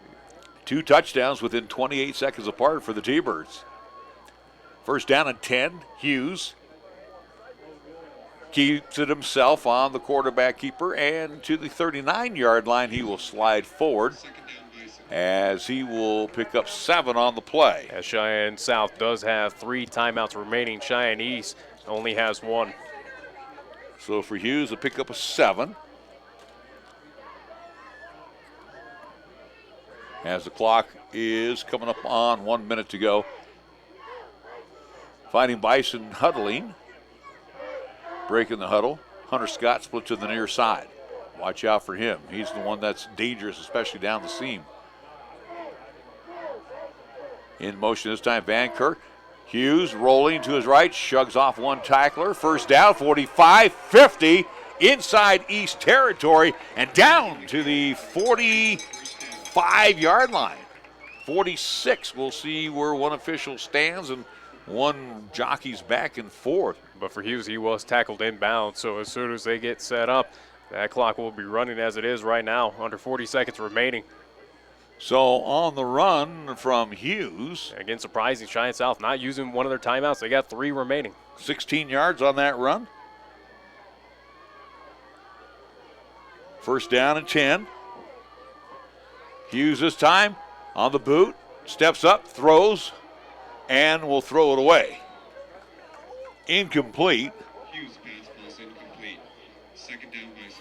So for the Fighting Bison, they'll look at a second down and 10. With just 17.3 seconds remaining here before halftime. But good indication there that Cheyenne South looking to at least throw it out. Try to get a quick score here before they head into half, and at least hopefully a little momentum for this Fighting Bison team here. DeAndre Ray will bring in the touchdown play with 17.3 seconds to go. As Scott will split to the near side, Ray will go out on top. Van Kirk, Hansen, and right. Back to pass goes Hughes. On a slant, they will hook up with Scott to the 34-yard line. It will be enough for a first down, 11 yards. And they will call a timeout. And a timeout called by the Fighting Bison. We'll keep it right here. So for Hunter Scott, that is his second reception. Nick, he has 2 now for 50 yards. Cheyenne South with that timeout does have 2 remaining with 11.9 seconds remaining. In South right now, sitting at least the ball on 34 of the Cheyenne East Thunderbirds. Opportunity to at least put some points, whether field goal or at least find some way to get someone open in the end zone. Well, Bison. And again, their kicking game is not their strength, but I would venture to say if you can get the ball, I would say to the red zone. If you get it to the 20 and give Hansen a shot at least at 37 yards, looking at the flag, the flag right now is not so much blowing in their face. Again, it's not a stiff breeze. Yeah, both flags on at least on the goalpost pretty much just at a standstill. Yeah, and I'm looking at Old Glory by the scoreboard. It's not bad. Oh, Cheyenne South here ready to at least get underway, find some play to get to the end zone or get close. Hash mark to the near side. First down and 10. Hughes has Van Kirk in motion. Hughes rolls to his right now, back to his left. Rolling under a heavy rush, and then he will be knocked down, and he'll actually pick up a couple of yards as he is dropped at the 32 to avoid the sack. It'll be another timeout called by Cheyenne South with 2 seconds remaining. That burned up 9 seconds. As again, Hughes was looking for an open man as he was attempting the pass, but just felt the pressure by Cheyenne East, got flushed out and tried to make a positive out of it. And in a situation like that, again, he's only a sophomore, gang, so what he needs to do, he needs to step out of bounds. Yeah. Stop the clock. But fortunate enough for Cheyenne South, they did have those extra timeouts to burn here in this first half. And so 2 seconds remaining. We'll see if South, as you mentioned, again, the kicking game not strong. Will they just go for it all and go for that TD? You're going to have to. Yeah. You're going to have to go for it. Hopefully you get a pass interference penalty. You also get the ball to start off the second half. And if anything for Cheyenne East, you pretty much put your defense in that prevent mode, just sitting them right back by that goal line. So, and you're pretty much telling the truth right there, Nick, because everybody's back, especially the secondary back, about 15, 20 yards right now. Hughes will have Van Kirk in motion. He'll fake the pitch to Van Kirk. Roll to his right, step up, throw, got a man. It's picked up by Ahmiller. Ahmiller, 30, 40, and he'll be driven out of bounds on the INT as we wrap up the first half. T-Birds, 35, and the Fighting Bison, 7 at the intermission. On the Pepsi scoreboard, we'll be back to Fighting Bison Stadium after a 2-minute timeout on 1480 KRAE.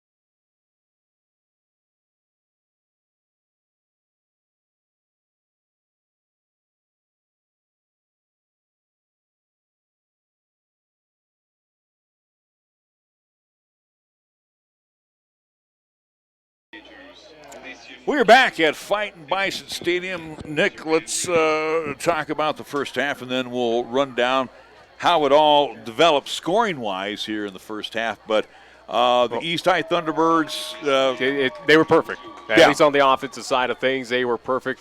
Again, going 5 for 5 on their offensive possessions. Again, that's where they stand, 35 points here in this contest. You look at the opposite side for Cheyenne South on the offense. Again, positives early on in this contest. Again, finding ways to drive down, get into East Side territory before stalling out or running into a few penalties.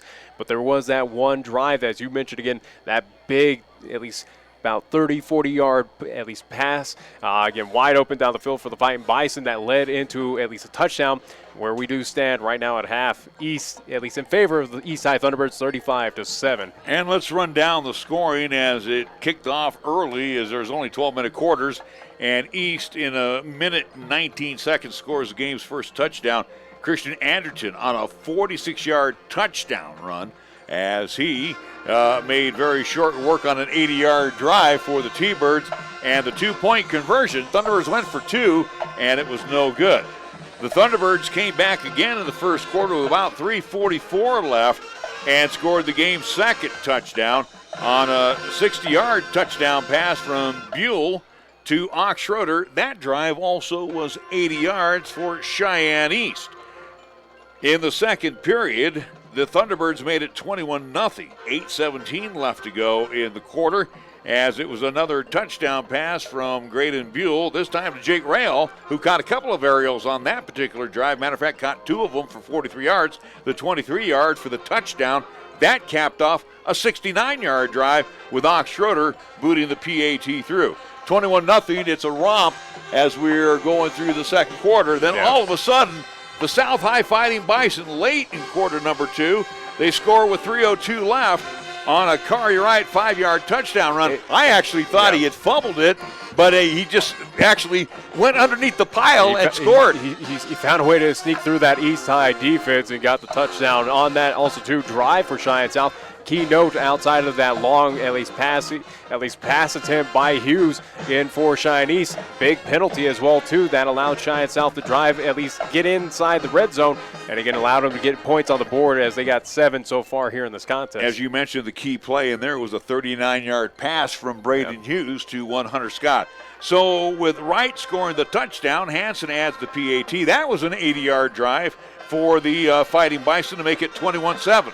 Then the East High Thunderbirds really flexed their muscles. They score some 57 seconds later on a Christian Anderton 2-yard run. That was set up by a Jackson Hesford kickoff return all the way down to the 24-yard line of the Fighting Bison. Schroeder adds the PAT. It's 28-7.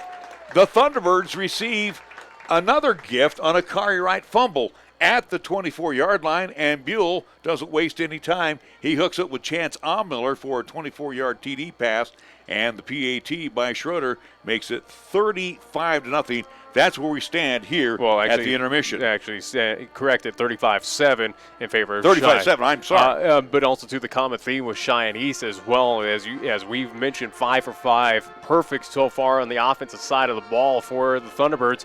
Also, too, a lot of those drives coming about minute 19, minute 30, minute 40. Again, very quick drives down the field for East to put up points on the board. So, again, at least for the Cheyenne East Thunderbirds offense, they haven't been on the field a whole lot. But that defense, though, for Cheyenne South, give credit to the Fighting Bison offense. They've been able to kind of wear down that East High defense, which did, again, pay off in dividends where they were able to get a touchdown there in that second quarter.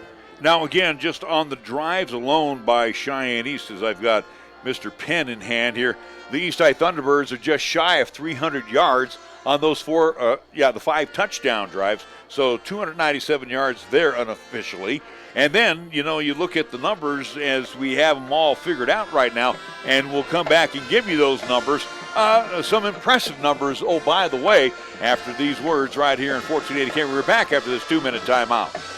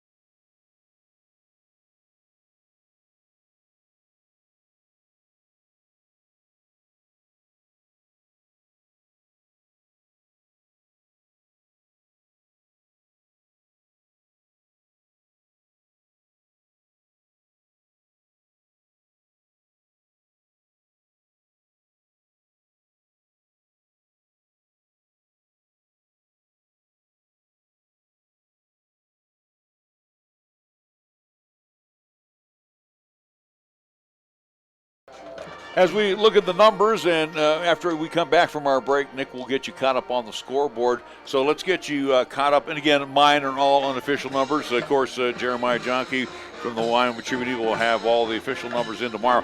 Here's what I have here in the first half.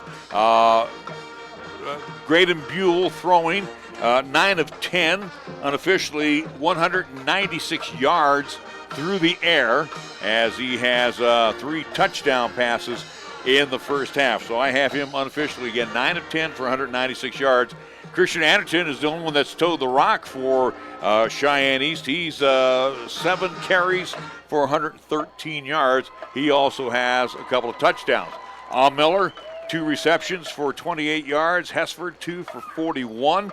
Anderton has 1 for 3. Oxschroeder, 1 for 60, a touchdown. Jake Ray, all 2 for 43 yards. Penalties. East High only penalized 4 times in the first half for a total of 20 yards. Again, unofficial stats for the Cheyenne South Fighting Bison. As we look at Braden Hughes in the first half, he was 3 of 6 through the air with 1 interception for 54 yards. Leandre Ray has 1 of those catches for 4 yards. Also, Hunter Scott had a couple of them for 50 yards for the Fighting Bison. So those are your 3 receptions. On the ground, though, they're not doing too bad. We had Wright 8 rushes for 37 yards. Jaden Cummings, who went down with an injury, and we haven't seen him back, he's 6 carries for 24. Hughes has 9 rushes for 38 yards. We have Hanson 5 for 23, and Van Kirk 1 with 1 yard. So again, you look at the numbers for the Fighting Bison: 122 yards rushing, 54 yards passing. Then you take away 15 yards on the 2 sacks. So in the first half, you know, they're right there at about 160 yards. That's not too bad in the first half. Again, unofficially for the Fighting Bison. But either way, also, too, as you talk about penalties for both, including with Cheyenne South, a vast improvement for both teams, especially a vast improvement of what we saw last Friday here at Fighting Bison Stadium, where, again, we had to have a Class 4A record with the amount of penalties called on both Casper Kelly Walsh and Cheyenne South. So, again, at least both teams keeping it kind of at least clean on that football field here, Week 3, Game 4 of Class 4A. As you alluded to, and I'll at least get that update of Class 4A of what's happening around the state of Wyoming. We'll take a quick timeout. Again, I want to remind everybody, too, you were talking about penalties, 4 for Cheyenne East, only 2 for South that were accepted, that were to the tune of 15 yards. So we're going to take a 2-minute timeout, and when we come back, Nick is going to get you caught up on our scoreboard. And we'll be back after these words on 1480 KRAE.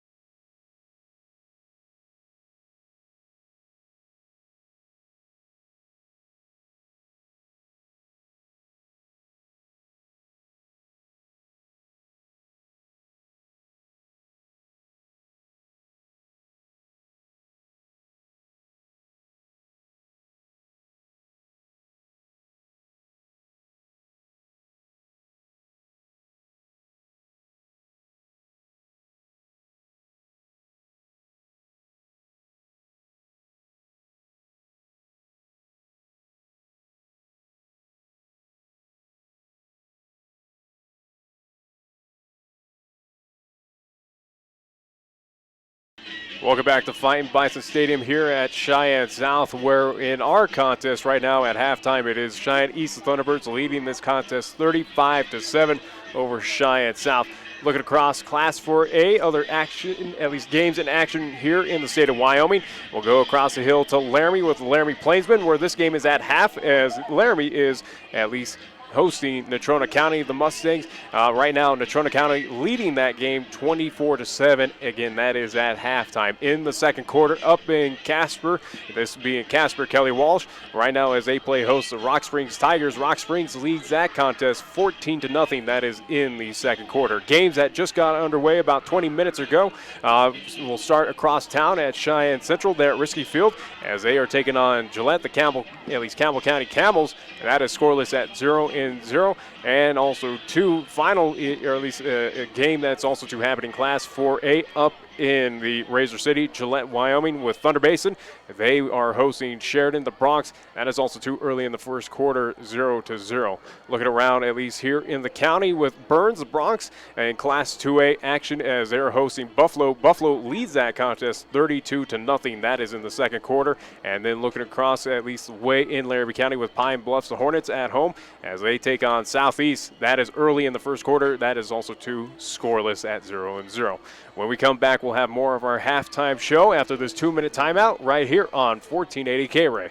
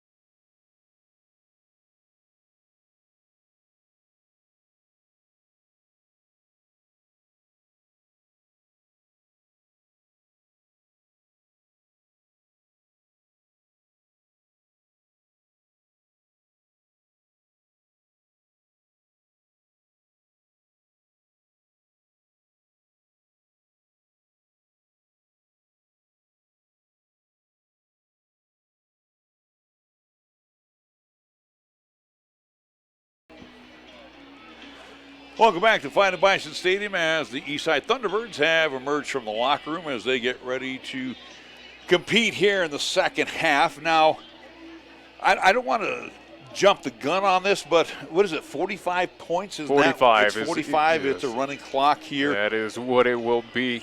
So basically for Cheyenne East, 17 points. So essentially 2 touchdowns. Again, field goal away from at least a running clock here at Fightin Bison Stadium. Something that, honestly, we don't want to see. Again, as we're impartial to both Cheyenne East and Cheyenne South, we just want a good game here. And it looked like we were getting that early on in this contest. But, again, Cheyenne East, the powerhouse that they are, a team that is very offensive heavy, offense that can quick strike. They got to go in there right before halftime. So, and as we stand in 35-7 in favor of Cheyenne East. A reminder, next Friday night, we will be at Cheyenne Central. We will be at Milt Risky Field as the Ward Tribe will entertain the Laramie Plainsmen. That game is scheduled to kick off at 7, I do believe, at Risky Field. So, again, we will have the Indians and the Plainsmen as they will hook up in a long-time rivalry. Again, this goes way, way back before our time. So, again, 2 longtime rivals hooking up next Friday night. And, again, it will be you on the call. Chris Bolton will rejoin us. And then also you'll just be filming, huh? Yeah, you get a break next week, huh? I don't know if it's a break, but okay.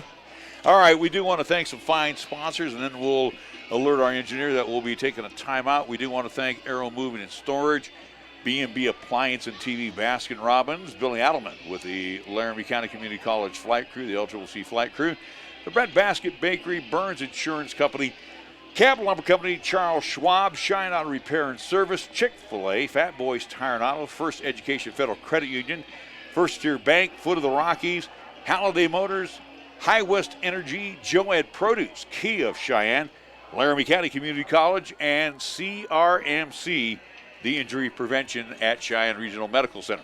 Again, we are still waiting on the Bison to come out. They look like they have finally emerged from the locker room. We also want to thank MHP, LLP, Lennox Auto Body, Little Philly, Mary's Mountain Cookies, Medicap Pharmacy, Meridian Trust, FCU, Merritt Plumbing and Heating, Page and Zach Lane at Number One Properties, Pepsi of Cheyenne, Pete's Builders, Platte Valley Bank, Taco John's, the Gill Window Company, Wyoming Department of Transportation, and Kuzma Success Realty. We'll be back for the second half after we take a 2-minute timeout right here on 1480 KRAE.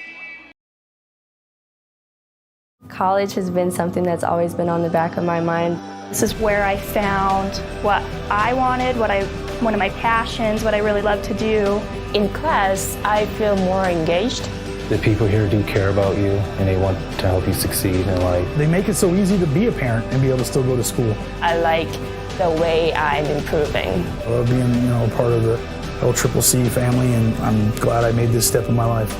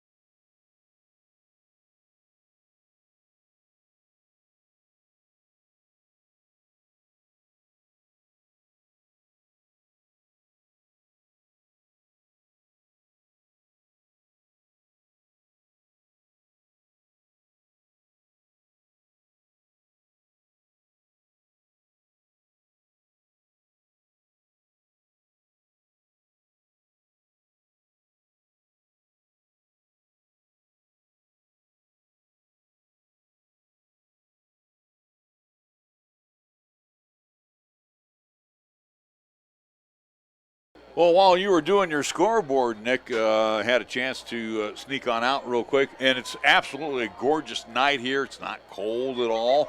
So, again, even with the little system that passed through earlier today, it's great football weather here at Fightin Bison Stadium. Enjoy it now before it turns here in about a couple of weeks here in the state of Wyoming. Let's hope it doesn't turn until we go fall back 1 hour, because that's usually when Mother Nature decides to cop an attitude. That's coming up very soon. But again, as we are week 3, game 4 here, Class 4A, we still have a lot of high school football still remaining, even before we get into playoffs. As again, hopefully we'll see a few Cheyenne teams representing Class 4A playoffs. Now the Thunderbirds, as mentioned, they need to get about as much action as they can, especially that front line tonight. Simply for the fact they've got Casper Natrona next weekend. Yeah. So, the job doesn't get any easier, so to speak, for the T-Birds. And again, for Cheyenne East, that is a heated, again, we'll say quote-unquote rival. Again, going back to the contest that we had in the semifinals up there in Casper Natrona, where the Mustangs did get the win over Cheyenne East, preventing them from making it to the state championship contest. So, again, Cheyenne East has a little bit of revenge on their mind, at least coming up next week. Well, one of the nice things we see is Jaden Cummings is back, as he is on the kickoff return team. He will join Kari Wright, as they will stand right around the 7-yard line. As I was kidding earlier, the kickoff team has been on the field about as often as the offense this evening for Cheyenne East, and Meade has it teed up. We are ready to get things underway. Quarter number 3 in the second half at Fightin Bison Stadium. The left footer puts a foot into it.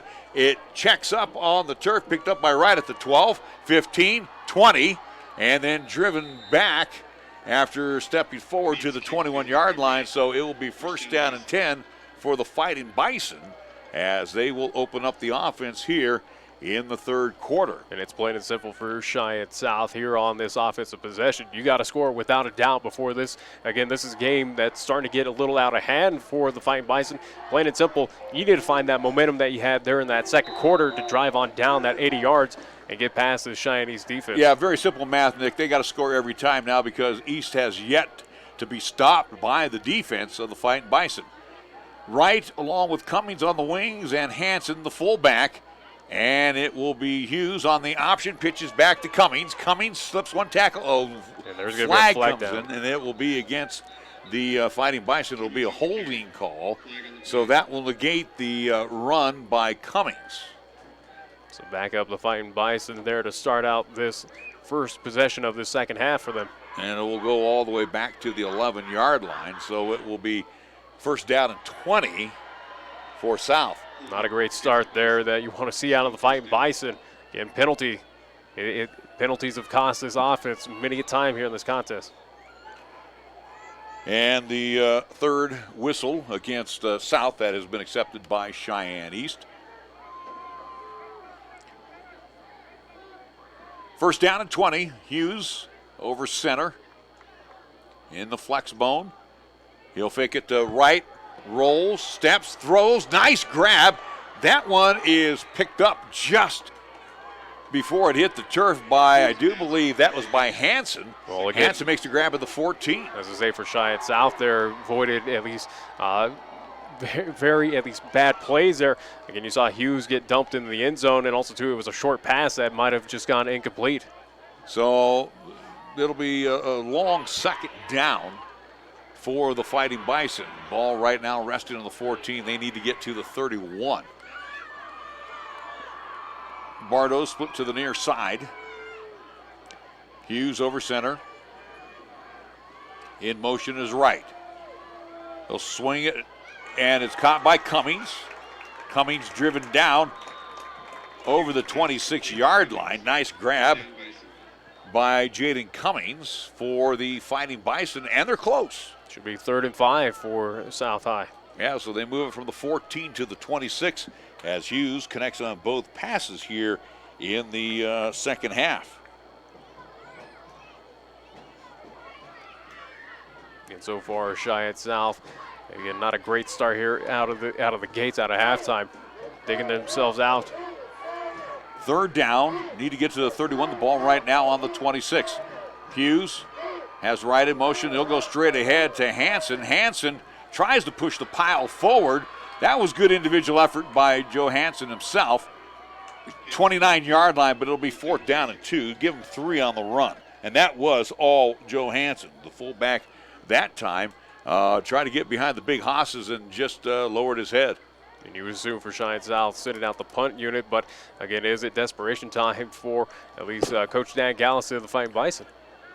Well, Hughes can take off and run with it, or he can do the rugby-style punt. Back deep is Hesford. He'll retreat to around his own 20-yard line. Again, you have to respect the bounce on the turf. Hughes will boot it away, end over ender, and it will bounce into the hands of Hesford at the 20. 30, 35, 40, 45, and Hesford to the 46, maybe 47-yard line. Great field position for the T-Birds.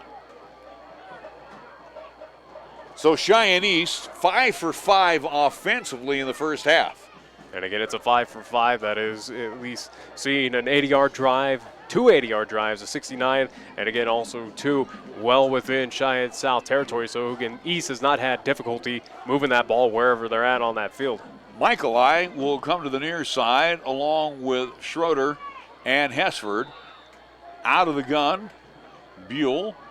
He'll have Anderton lined up to his right. Miller out on top. Ball on the East 46-yard line. Pitch it back to Anderton. Anderton sweeps midfield, 45. South territory, 38-yard line. Nice run by Christian Anderton, but a holding call is going to bring it back. A holding call on the T-Birds, and that will wipe out the Anderton run. And it's something that head coach Chad Goff has mentioned many a time that his team needs to become disciplined, and they should be at this point in time. Again, that is a spot foul. So the foul will be at the 46-yard line, so they'll march him back to the 36. And it will be for the Thunderbirds first down and 20. Call it almost like a long 19 because they have it on the 36, just shy of the 37. Buell this time to Anderson, straight ahead. Anderson pushes the pile forward over the 40 and to the 41-yard line, and then it looks like we have yet another flag. It's down on the far side around, it looks like the 40-yard line. And it's going to be against Cheyenne East. So back-to-back penalties for the Thunderbirds. I want to say it's a legal formation. Is that what I'm seeing? We'll see the official call here. Again, we know it will be against Cheyenne East. So for the T-Birds, back-to-back penalties. And that will, well, maybe this might be the first time we see East actually shoot themselves in the foot. And they may not put the ball in the end zone. Who knows? And again, it's happening right now as now back up even farther for Cheyenne East here. First down, and it's 26 for the T-Birds. First down at 25, I should say. Buell this time again operates out of the gun. Very dangerous passer, and that's what he's going to do. He steps back, and now he's flushed out of the pocket. Throws from his side. It's tipped. Miller makes the grab at the 45 to the 50 and driven out at the 49-yard line. They'll say at midfield. So give him 14 yards on the pass play. Cheyenne South. Braden Buell. Cheyenne South, they were an inch away, just a few, at least inches away from causing a turnover there again, INT, but instead it bounced off that defender's hand and right into Miller's. Again, go figure on a wacky play like that turns into a positive for the Eastside Thunderbirds. Braden Buell doing a little Matthew Stafford action there, throwing from his side, and it got tipped. And luckily, it was tipped right into the hands of Miller. Last week, he threw into traffic against Thunder Basin, and that one came away with an INT and 6. With that big play, it's now second down and 6 for East. T-Birds now at the midfield stripe. Back to pass goes Buell. Buell steps away from the pressure. On the run, 45-40, and he will tiptoe out with the first down at the 38-yard line. So East. So even with the penalties, East finds a way to get the first down. 12 yards for Graydon Buell on that run. So for the T-Birds, a fresh set of 4. And just like that as well, they're on the Cheyenne South side of the turf once again. First down and 10. Miller split out on top to the near side. Trips. Hash mark to the far side. Back to pass, a connection to Miller. Miller just lowers the shoulder for the first down to the 26-yard line. 12-yard reception. Miller on the night with 4 catches. And this is what we're used to for Cheyenne East, just dissecting the South High defense. Again, found themselves at least starting out a little rough, but here they go. Hash mark again to the far side. First down and 10, ball resting on the south 26-yard line. Anderson straight ahead, spun around, but enough to get to the 19-yard line. So 7 yards for Christian as he continues to chalk up yardage for the T-Birds. So the 6th time Cheyenne East has been in that South High offense, or at least red zone. And Anderson again, and hold everything, we got a whistle. We had a South High defender running off the field as that play was about to get underway. Yeah, it was a quick no-huddle offense by East. So let's see what we have here. I don't see a flag down. Anderson's rush might be wiped out due to the fact that might be a timeout that was called. Let's see. I do believe so. Because you had on that play, Griffin Boleski run off the field. It will be a penalty. Too many men on the field for the Fighting Bison. And I think that's what we saw with Boleski trying to run off the field. So a penalty against the Fighting Bison, which they don't need, and that will move the ball. That much closer for Cheyenne East. Yeah, to the 9.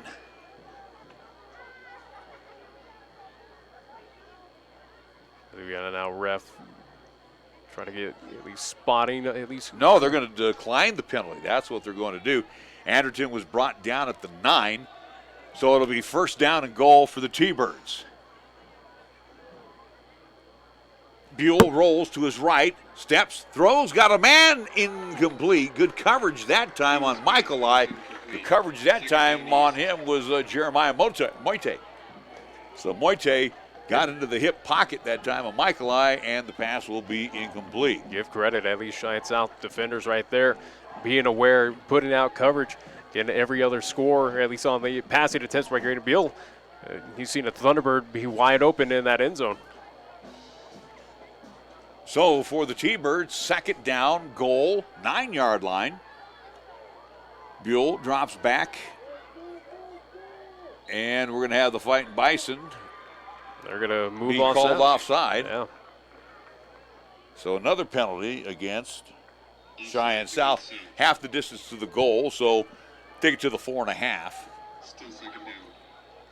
So second down and goal, as it makes it that much easier for the T-Birds to pounce into the end zone.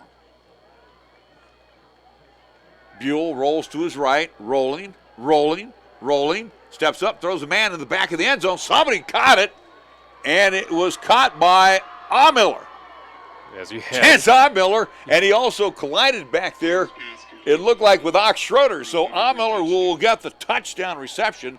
We'll give it officially 5 yards on the TD pass. Again, at least good awareness there by East High, at least specialists, but either way, found a way to get that TD. Another 6 points on the board for Cheyenne East as they now lead 41-7. At the 7-11 mark here in quarter number 3. Schroeder on to attempt the PAT. Out of the hold of Buell. Snap is back, placement is down. Kick is no good. Off to the left. So after the missed extra point, it's the Thunderbirds 41, South 7. We're back after the 60-second timeout on 1480 KRAE.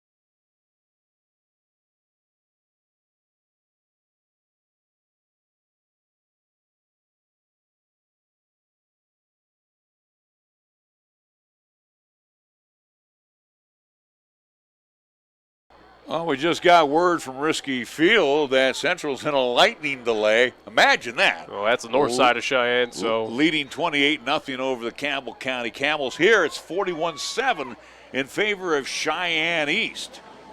Meade to boot it away. He'll keep it down low and to one of the upbacks. That looks like Mascarenhas, and he will be driven out at the 32-yard line. It's a good field position for the Fighting Bison. Again, in Class 4A, it's a 45-point advantage for the team that is on top, obviously, before it's a running clock. So right now, again, South has not stopped East. Yeah, again, 6 for 6. Yeah, East, again, 13 points away from at least putting on that at least 45, at least point limit to get that at least thing running here at Cheyenne South. Spot the ball at the 33 for the Fighting Bison. Hughes behind center. Sends right in motion.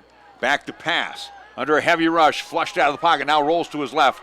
And he will evade one tackler, then driven out after a loss, or maybe got back to the line of scrimmage. We'll see.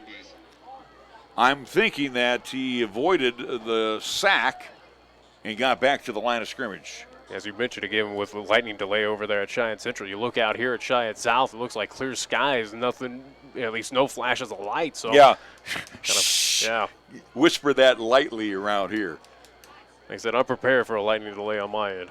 Second down and 10 as the Pepsi scoreboard under 7 minutes here in quarter number 3. T-Birds 41 and the Fightin Bison 7.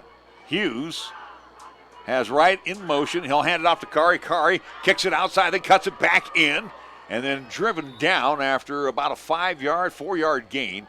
Looks like to the 37, so give KRAE 4 on the play. It'll be 3rd down and 6 for Cheyenne South. So for the Fightin Bison, needing to at least keep the football out of this high-powered offense of Cheyenne East's hands. And I think for Cheyenne South, it's pretty much you got to look at the small goals here and just get a 1st down. That's all you got to focus on at this point. Kobe Bardo checks in. He's 6'2" and 140 pounds. I got a 5 that weighs 140 pounds.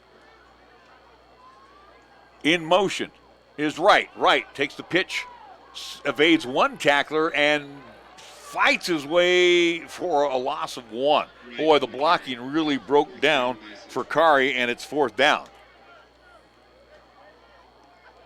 They need to get to the 43-yard line, the ball resting on the 37. And I do believe, correct me if I'm wrong, that is for Cheyenne South, back-to-back 4 and outs here to start the second half.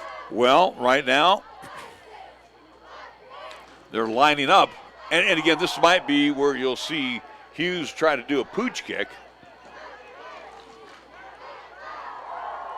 Ball on the 37-yard line. In motion is Cummings. And they will go with a counter to Wright. Wright will not get the 1st down. He stopped at the 40. And it'll be turnover on downs. Cheyenne East. You don't want to give the T-Birds a short field. Well, that's what the Fightin Bison just did. I mean, at this point in time for Cheyenne East, you don't want to give them any point on that field. They've taken care of it, taken care of business wherever they've been at, whether it's on their own side or deep in Cheyenne South territory. It has not mattered tonight. Well, the Fightin Bison were trying to catch the T-Bird defense asleep at the wheel. Didn't happen. Right now, the ball resting on the hash mark to the near side, 40-yard line of the Fightin Bison. It is 1st down and 10 for the T-Birds. Anderton back around the 46-yard line. Have a flag. And it's going to be against the T-Birds. Yeah. Procedure call, a false start. For East, that is penalty number 7 right now. Into the lineup for the first time, we'll see for Cheyenne East, it will be Jarrett Taylor. He's a 6'2" junior. And for Cheyenne East, these are penalties that you can get away with here against Cheyenne South, but once you take on next week against Natrona County, that's a team that's going to make you pay if you're going to be a little careless there on both sides of the ball. You're going to start seeing some second teamers in too, as Sam Hardigan now has checked in, the senior. So for the T-Birds, it's 1st down and 15. Spotted on the 45-yard line. Buell has gone all the way. In motion is Hardigan. Fakes the fly sweep, back to pass, and will throw it just short. Trying to hook up downfield. Looked like with Michaeli, incomplete. 5:21 to go here in the 3rd quarter. T-Bird 2nd down and 15. Again, they are a perfect 6 for 6 offensively with the football. Yeah, to have a good shot here, being on the south side of these football fields to go 7-7. Buell, this time in motion. Back to pass. He'll swing it out to Anderson. Anderson slips and falls on the turf, and it will be a no gain. So for Christian, he'll make the grab, but no yards. Actually, they're going to say he lost a yard by the knee. So it's going to be 3rd and 16 now. We'll leave it there. So it is now 3rd down and 16 for the T-Birds at the 46-yard line of the Fightin Bison. Buell checks over to the sidelines as they will reset the play. Buell with trips to the near side. Back to pass, has plenty of time. Steps up in the pocket, now steps away from the flow. On the run, 40, 35, and will fall forward to the 32-yard line. He'll be short by about 2 or 3 yards. They'll say he fell at the 34. But it looks like they're going to go for it on this 4th down, 4th and 3 for Cheyenne East. 11 yards for Graydon Buell on the run. And the T-Birds now 4th down. Needing to get to just around the 30-yard line, in between the 30-31. Buell on 4th down. He'll call his own number. First down, 30, 25, 20. Spun around, still on his feet, and dumped down at the 17-yard line. So Graydon Buell, 17 yards on the run, and the T-Birds marching again inside the red zone. Again, 7th time here for Cheyenne East to be in that South High red zone. Aiden Martin along with Sam Hardigan split out on top, and Cole Michaeli, the only starter of the wide receiver core out there right now. To the near side is Jarrett Taylor. I would have suspected another passing play here by Cheyenne East. First down and 10 with 3:26 to go. They'll give it off to Anderson. Anderson, touchdown. Boy, he made that one look really, really easy. 17-yard run for Christian Anderson. And the T-Birds, perfect 7 for 7. Which equates to right now 47-7 in favor of Cheyenne East here. So at the 3:22 mark of quarter number 3, Nick. Yeah, with PAT coming up, but we'll see if they go for the 2 since missing on, as it looks like Graydon Buell at least setting up for a possible PAT attempt. It will be Ox Schroeder out of the hold of Buell. Placement is down. Kick this time high enough, long enough, and good. East leads 48-7. 3:22 left to go in quarter number 3 at Fightin Bison Stadium. Back after the 60-second timeout on 1480 KRAE.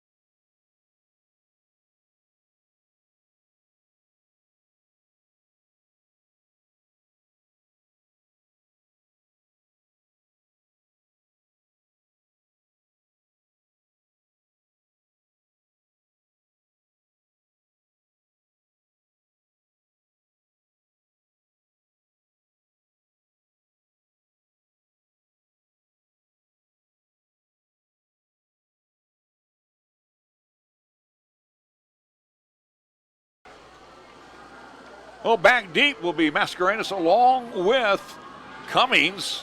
And Wright now moves up closer. He'll get the ball at the 17, 25-30. 34-yard line for the Fightin Bison as they will operate their offense here with 3:16 to go in quarter number 3 on the Pepsi scoreboard. Nick, you have scores. What you got? Score update on a Class 4A. Natrona County still leads Laramie in the third quarter, 34-7. Rock Springs up 14-0 over Casper Kelly Walsh at half. Central again at lightning delay over there north side of Cheyenne. They lead Campbell County 28-0. And in the battle of 1 versus 2, Sheridan 13, Thunder Basin 7. That's in the second quarter. And if I'm not mistaken, that one's at Thunder Basin tonight. That is in Gillette. First down and 10, ball resting on the 34-yard line. Hughes will bring them up first down and 10. And we've got motion. I do believe that will be on the T-Birds offside. It should be. It was encroachment by. And again, a lot of the younger guys, that was on Tyler Siebert. He's a junior as he sees some action tonight, some varsity action. So for the T-Birds, the penalties mount up. That's number 7 on the night for Cheyenne East. And again, excuse me, that is penalty number 8. So I have them now with 8 penalties on the night. First down and 5. Cummings, Wright, and Hanson operate out of the flex bone. They'll go to Hanson. Hanson off tackle, breaks 1 tackle, first down. Moore slides his way forward to the 47-yard line. And a nice pickup there by Hanson. Takes it to the 47-yard line of the Fighting Bison. But at least for Cheyenne South, first down here in the second half, the first so far. And after back-to-back 4-and-out drives for them. And the last one, they gave a very short field to the T-Birds. So the ball right now at the South 47-yard line. Hughes, the sophomore quarterback, sends Cummings in motion. And Hanson loses the football. It's on the turf. I think one of the offensive linemen, though, fell on it. I do believe you're correct. It still should be Cheyenne South football.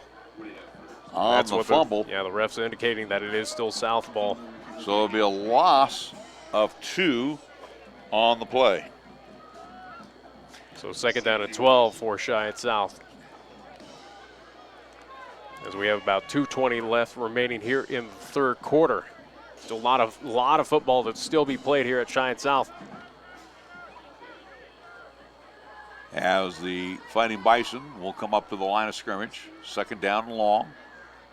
In motion comes Cummings. They'll pitch it out to Cummings. Cummings breaks one tackle as he actually moves ahead of his blockers to midfield. Nice run that time by Jaden Cummings.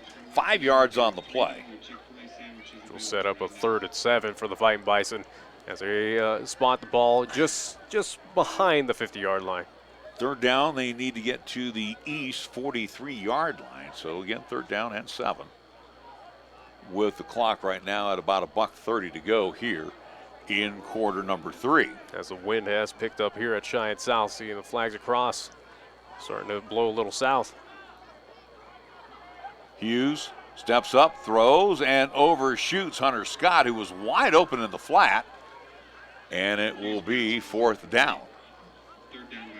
You would wonder if Cheyenne South would go for it here again, realizing of how far down they are. So the Fighting Bison on 4th down, I think will probably boot this one away. Opportunity here for Coach Dan Gallis to probably see what's in his little, at least, trick book. Well, and this time it will be Hughes dropping back. Quickly retreating for Cheyenne East will be Hayden Lamb. And a flag. Too many men on the field for the Fighting Bison. So whatever trick play that Cheyenne South was going to attempt possibly there in 4th down, now it just gets a little bit harder. That was it. They were trying to sneak that extra body on there, and the official said, nah, not going to happen. So for the Fighting Bison, they have picked up this evening their 6th penalty. So Hughes now will retreat back to his 32-yard line. Lamb stands around the 20, and Hughes boots it away as it will take a east bounce and will be officially dropped, or spotted, I should say, at the 38-yard line.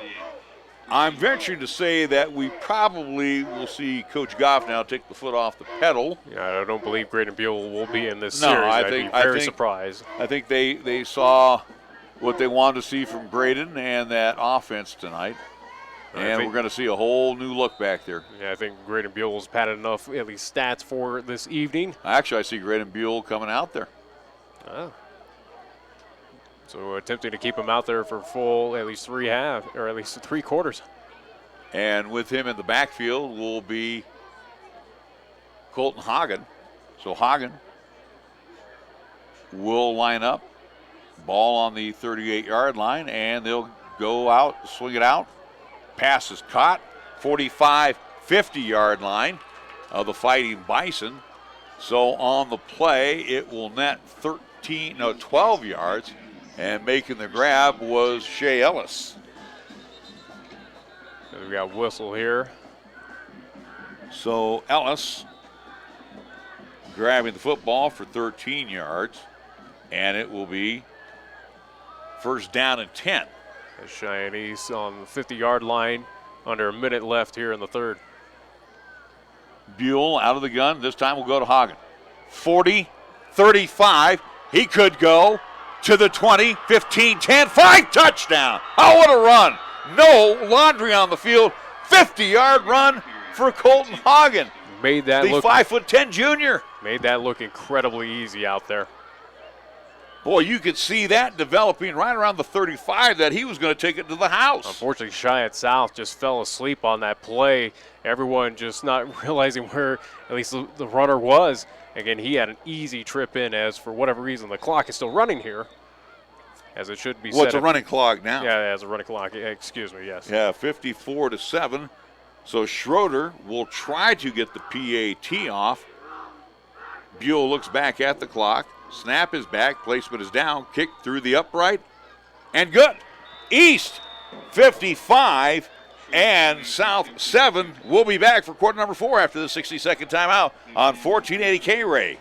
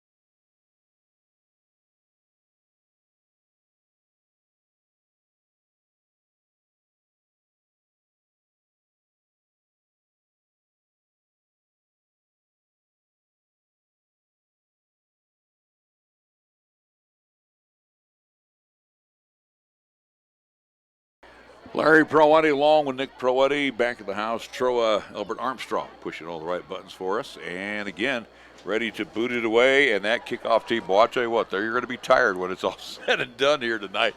Yeah. And Meade has it teed up. But we are at that official point where, yes, it will be a running clock from here on out until South puts points on the board. Back deep. Looks like Hughes is back there now to receive the kickoff. End over ender, and it'll end up in the hands of Wright at the 22, 25, shy of the 30-yard line. And now the clock will just tick down again with the 45-point rule, and East leading by 48. It's 55-7. As the wind has really picked up now, that at least system that was up north again, at least with the lightning delay for Cheyenne Central, seems like it's heading this way. It's never really left the area. It's just been kind of a circulating around, pain in the rear end, but it has not dropped any moisture out here. So it is first down and 10 for Cheyenne South, trailing 55-7 after the Colton Hagen 50-yard run. Boy, that was a nice run by him. This time they'll go straight ahead to Hanson. Hanson to the 30, give him 2 on the play. As he was kind of bowled over there by the Cheyenne East defenders. But again, a positive gain for the Fighting Bison, second down and 8 here. So obviously we can pin the win for Cheyenne East. They'll go to 3-1 on the season, and the Fighting Bison still winless at 0-4. But again, too, there's a lot of guys that are not playing tonight because of injury. And again, I'm looking down below, and I see Jaden Hughes again is hurt. And again, Key as well too, missing player for Cheyenne South and Soto. We'll see if he comes back next week. Not even suited up tonight. Hughes rolls to his right. He's rolling for his life and then just dumps it. Incomplete. Probably closest to it was Hanson. So it will be third down with the clock running as we come up on the 10-minute mark on the Pepsi scoreboard. Third down and 8 for Cheyenne South. We know Chad Goff will be coming up. He'll bring a player of the game up with him after the ball game. We would hope that Coach Gallus will have that opportunity to come up here as well.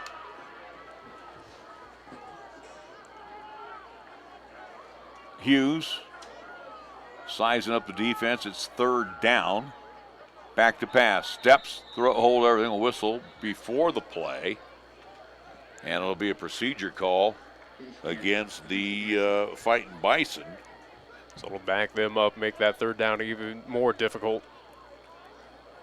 And again, even with the penalties out on the, at least on the turf, again, that clock still runs.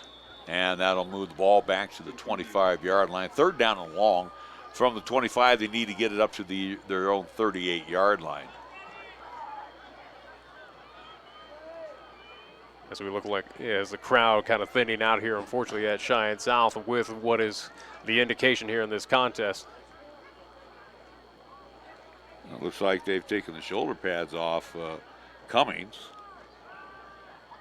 Hughes back to pass, throws, double coverage, and it'll be incomplete trying to hook up with Mascarenas.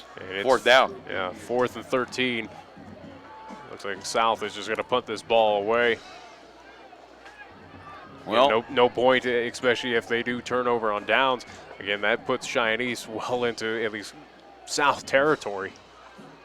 Dropping back deep for the T-Birds will be Sam Hardigan, the 5'9" senior.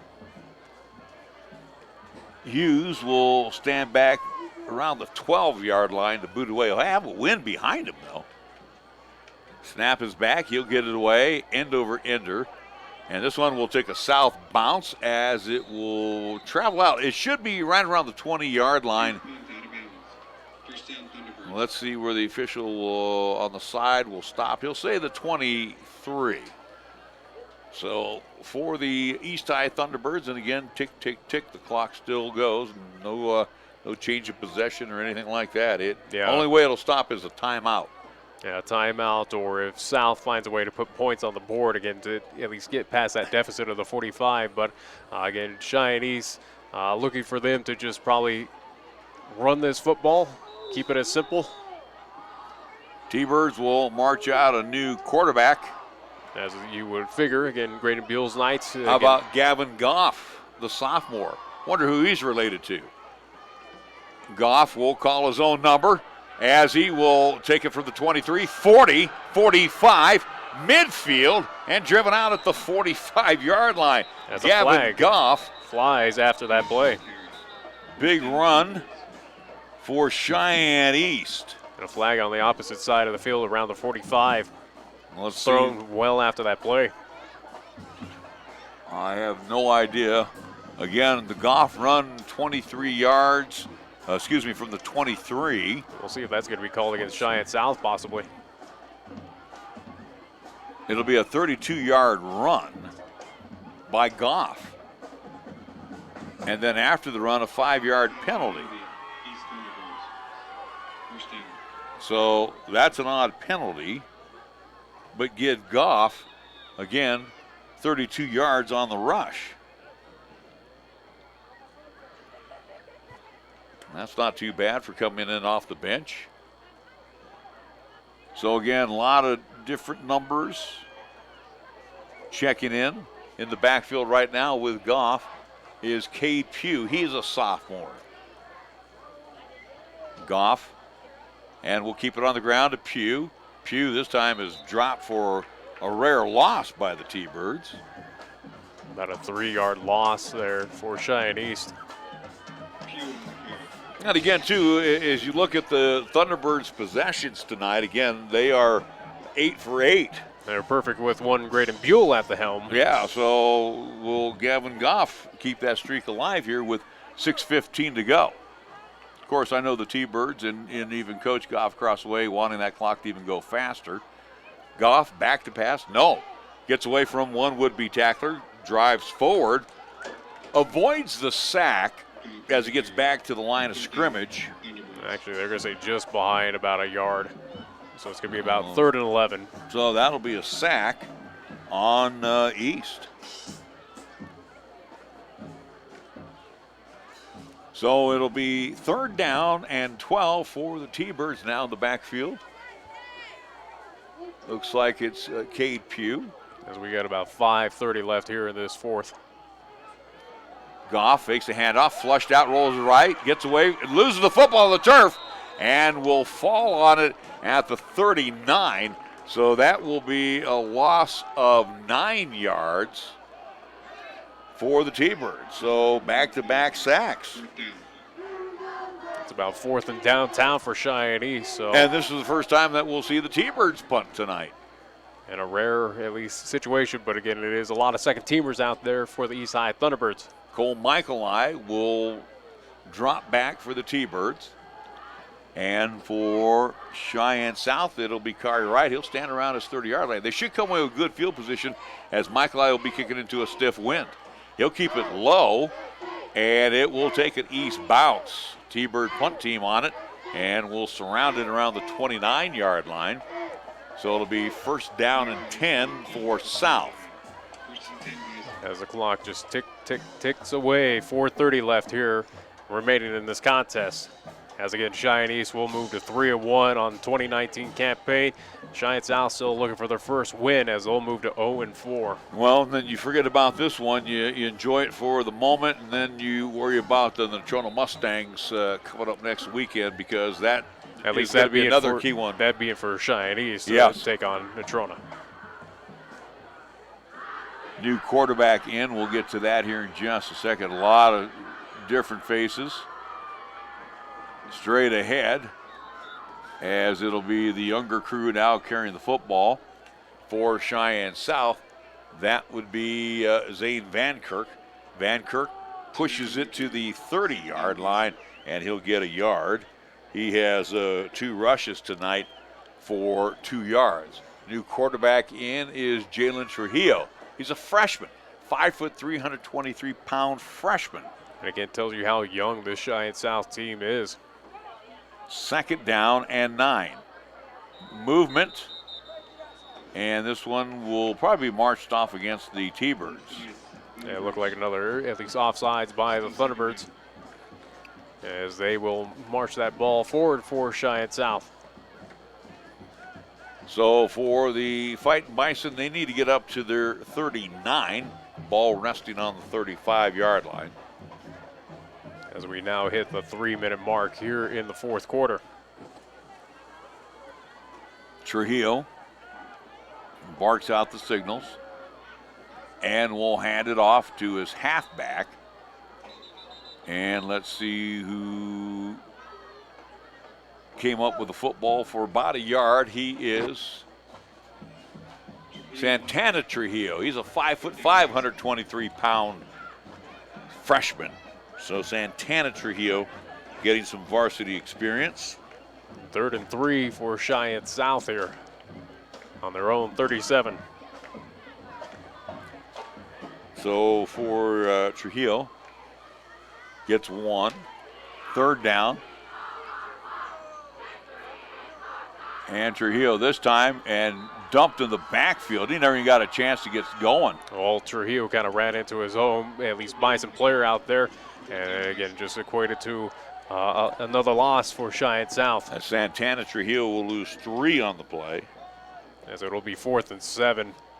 Under 2 minutes remaining now. Yeah, about $1:55 to go.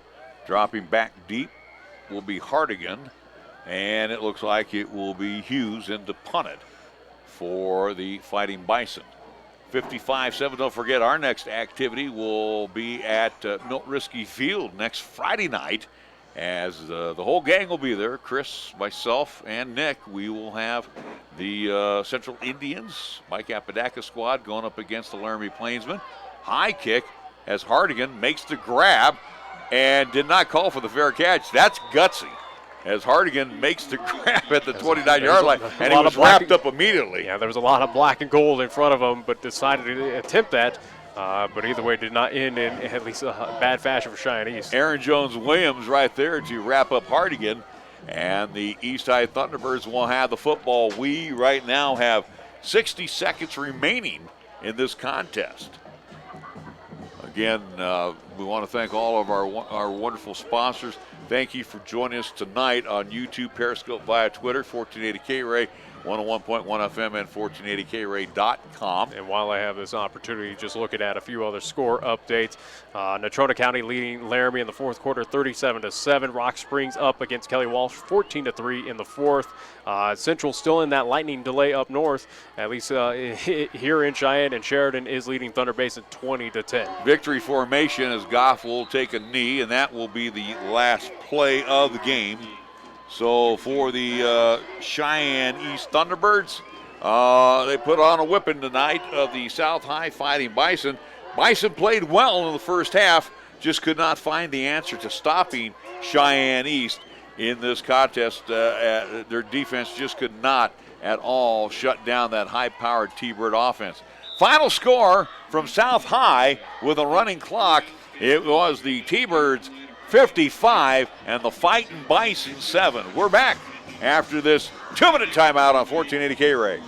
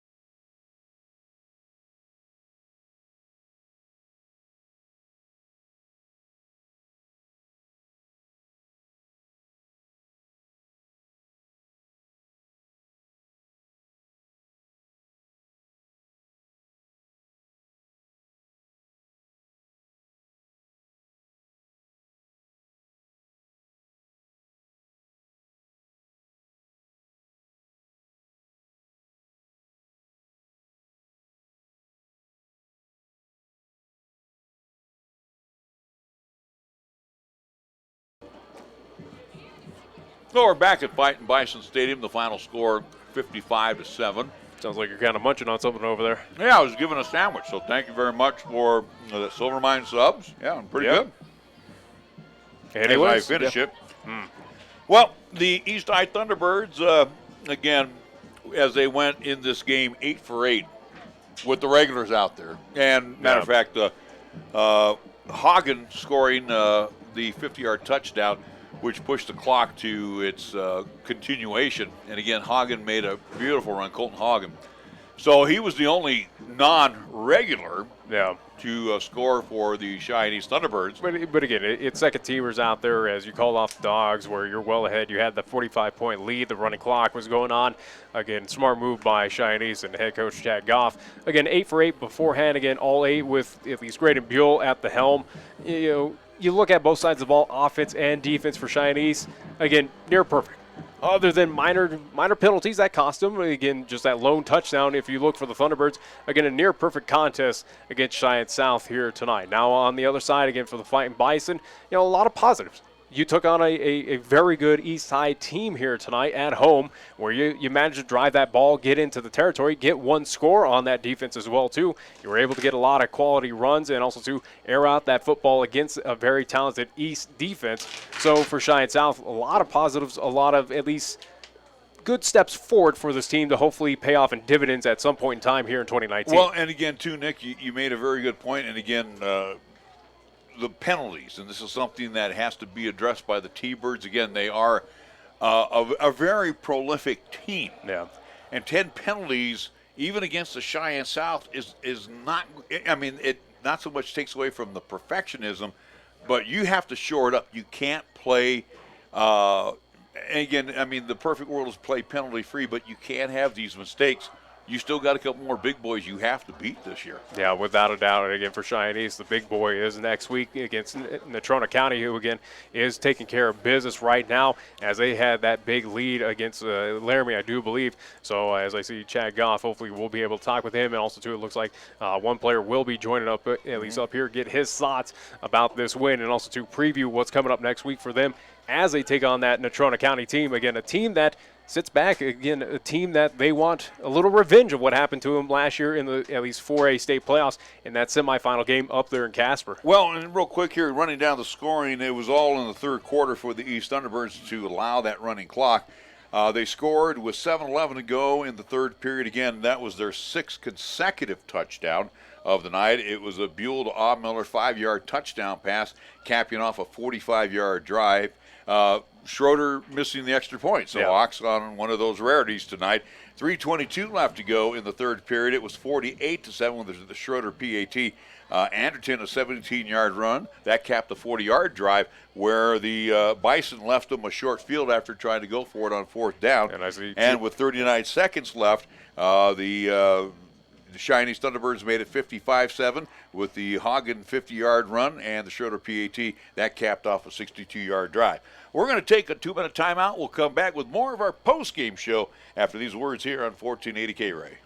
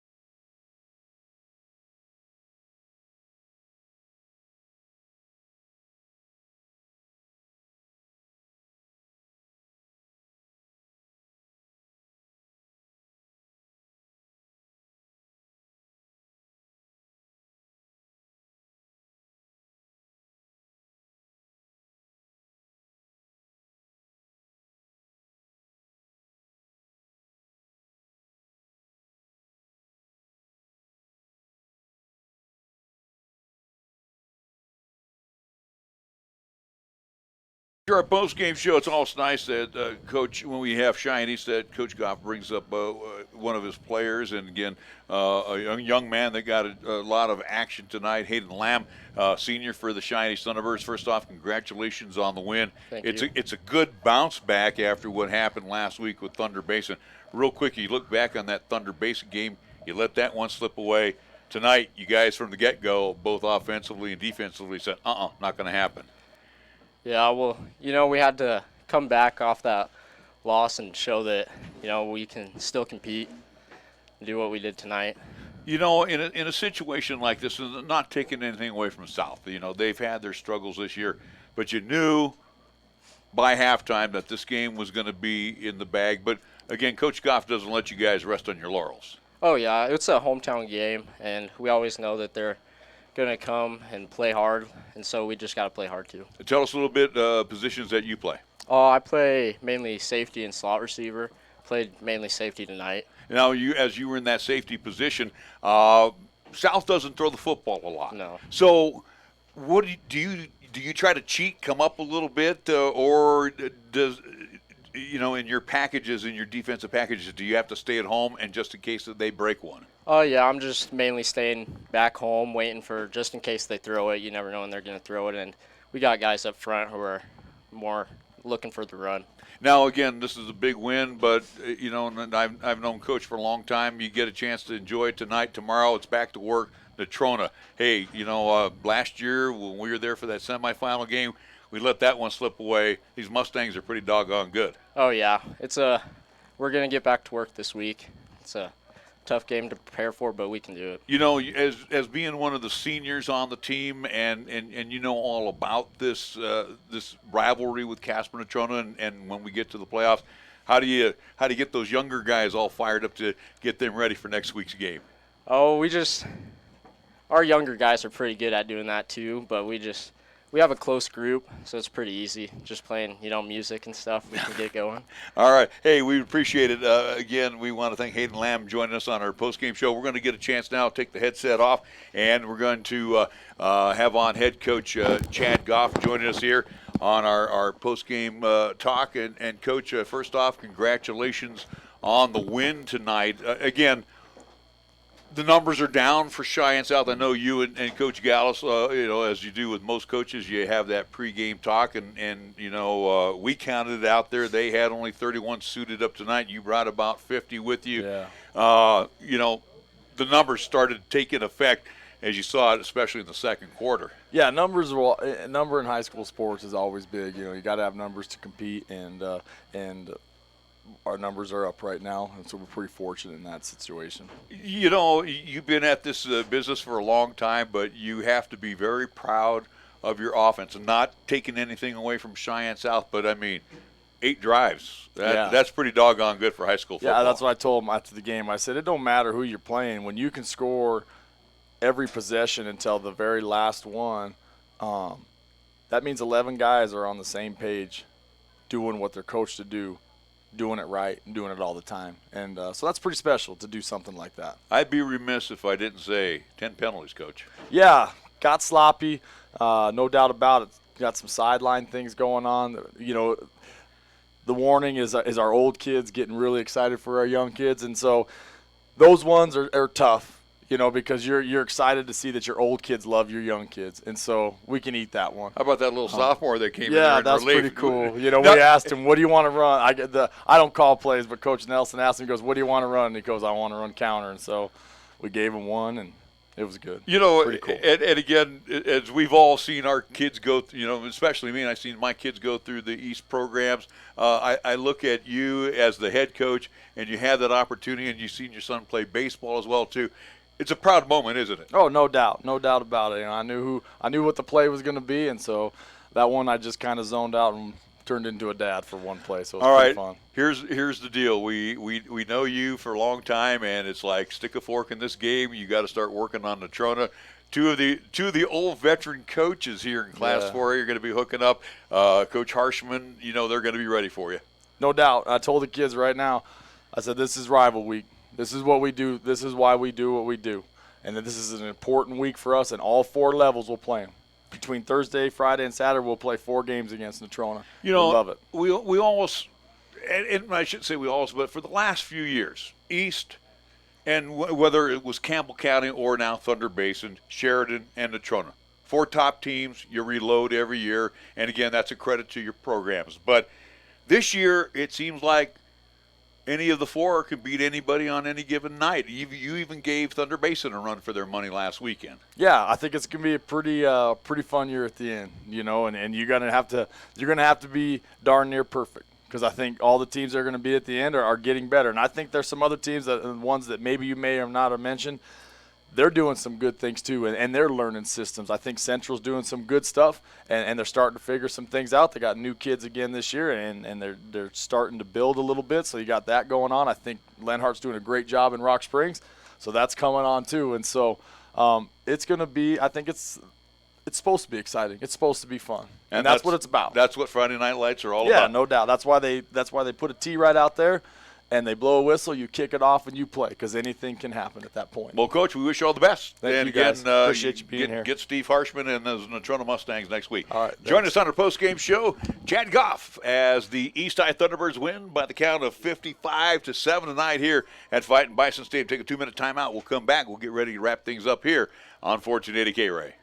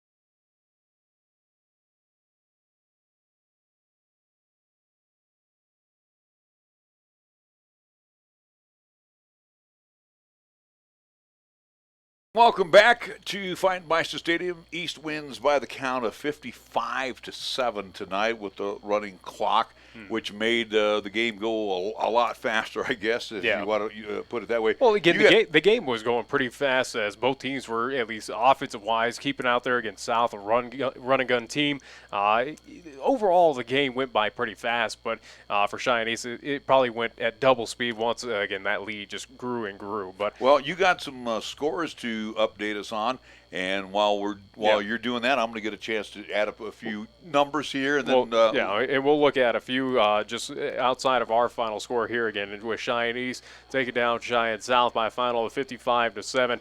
Final as well too over in Laramie, the Gym City, with Laramie Plainsman falling to Natrona County again. Natrona County taking on Cheyenne East. The Mustangs take down the Plainsmen by a final of 44-13. Rock Springs does leave Casper Kelly Walsh up there in Casper by a score of 22-7. That is in the fourth quarter. Still in a lightning delay over in at least in the north side of Cheyenne for whatever reason. Maybe that is something that has yet to be updated, but it still shows that Central is leading Gillette 28-0. That is still in the second quarter. Again, still in a lightning delay according to Wyo Preps.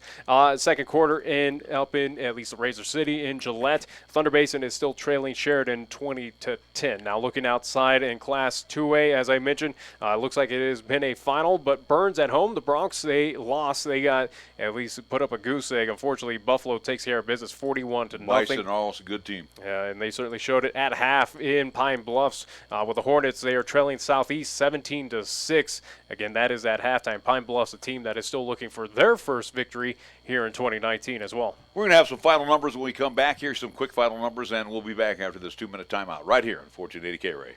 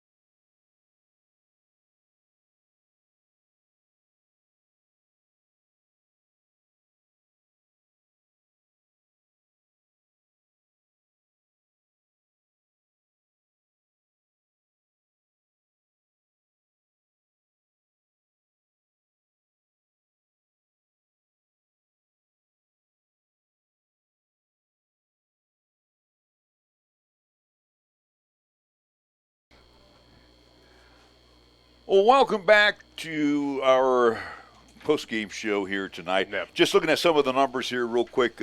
Graydon Buell on the passing side. Unofficially, again, you'll get all the official numbers from one Jeremiah Johnke As he tomorrow. shakes his head, he's like, nope, that's not on me. No, you'll have the book in front of you. Again, I'm old. It's like flip of the coin.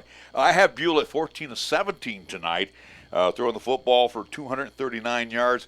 On the receiving end, Chance Allmiller had 5 of those catches, 2 touchdowns for 59 yards.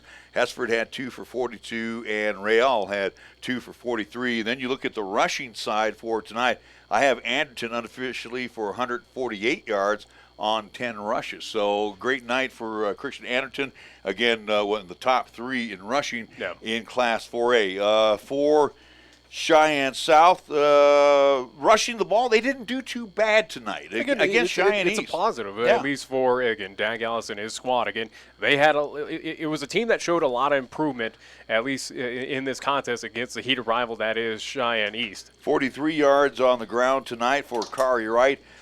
24 for Jaden Cummings. It looked like he got hurt as they had an ice pack on him at the end of the ball game. Braden Hughes had 38 yards and 34 yards for Joe Hansen. Hunter Scott receiving a couple passes tonight from Braden Hughes. Again, the passing game not their forte, but they found a big one though. Again, that led to that 7 points on the board. That at least led on that fantastic drive. But again, it's a team that showed a lot of positives, and it sounded like Coach Dan Gallis saw that in his team, saw that this could be something to look forward in a positive way for the upcoming weeks here in 2019. Hunter Scott with 2 receptions for 50 yards. Real quick before we send it on out of here and send you back to the best of the 50s and 60s musically on 1480 KRAE. A reminder, next Friday night, the whole trio, will be over at Milton Risky Field, Cheyenne Central, and Laramie hooking up. And again, too, with the Indians right now on the positive side of the scoreboard, 2 wins in a row, and they get get Laramie in. Laramie's not.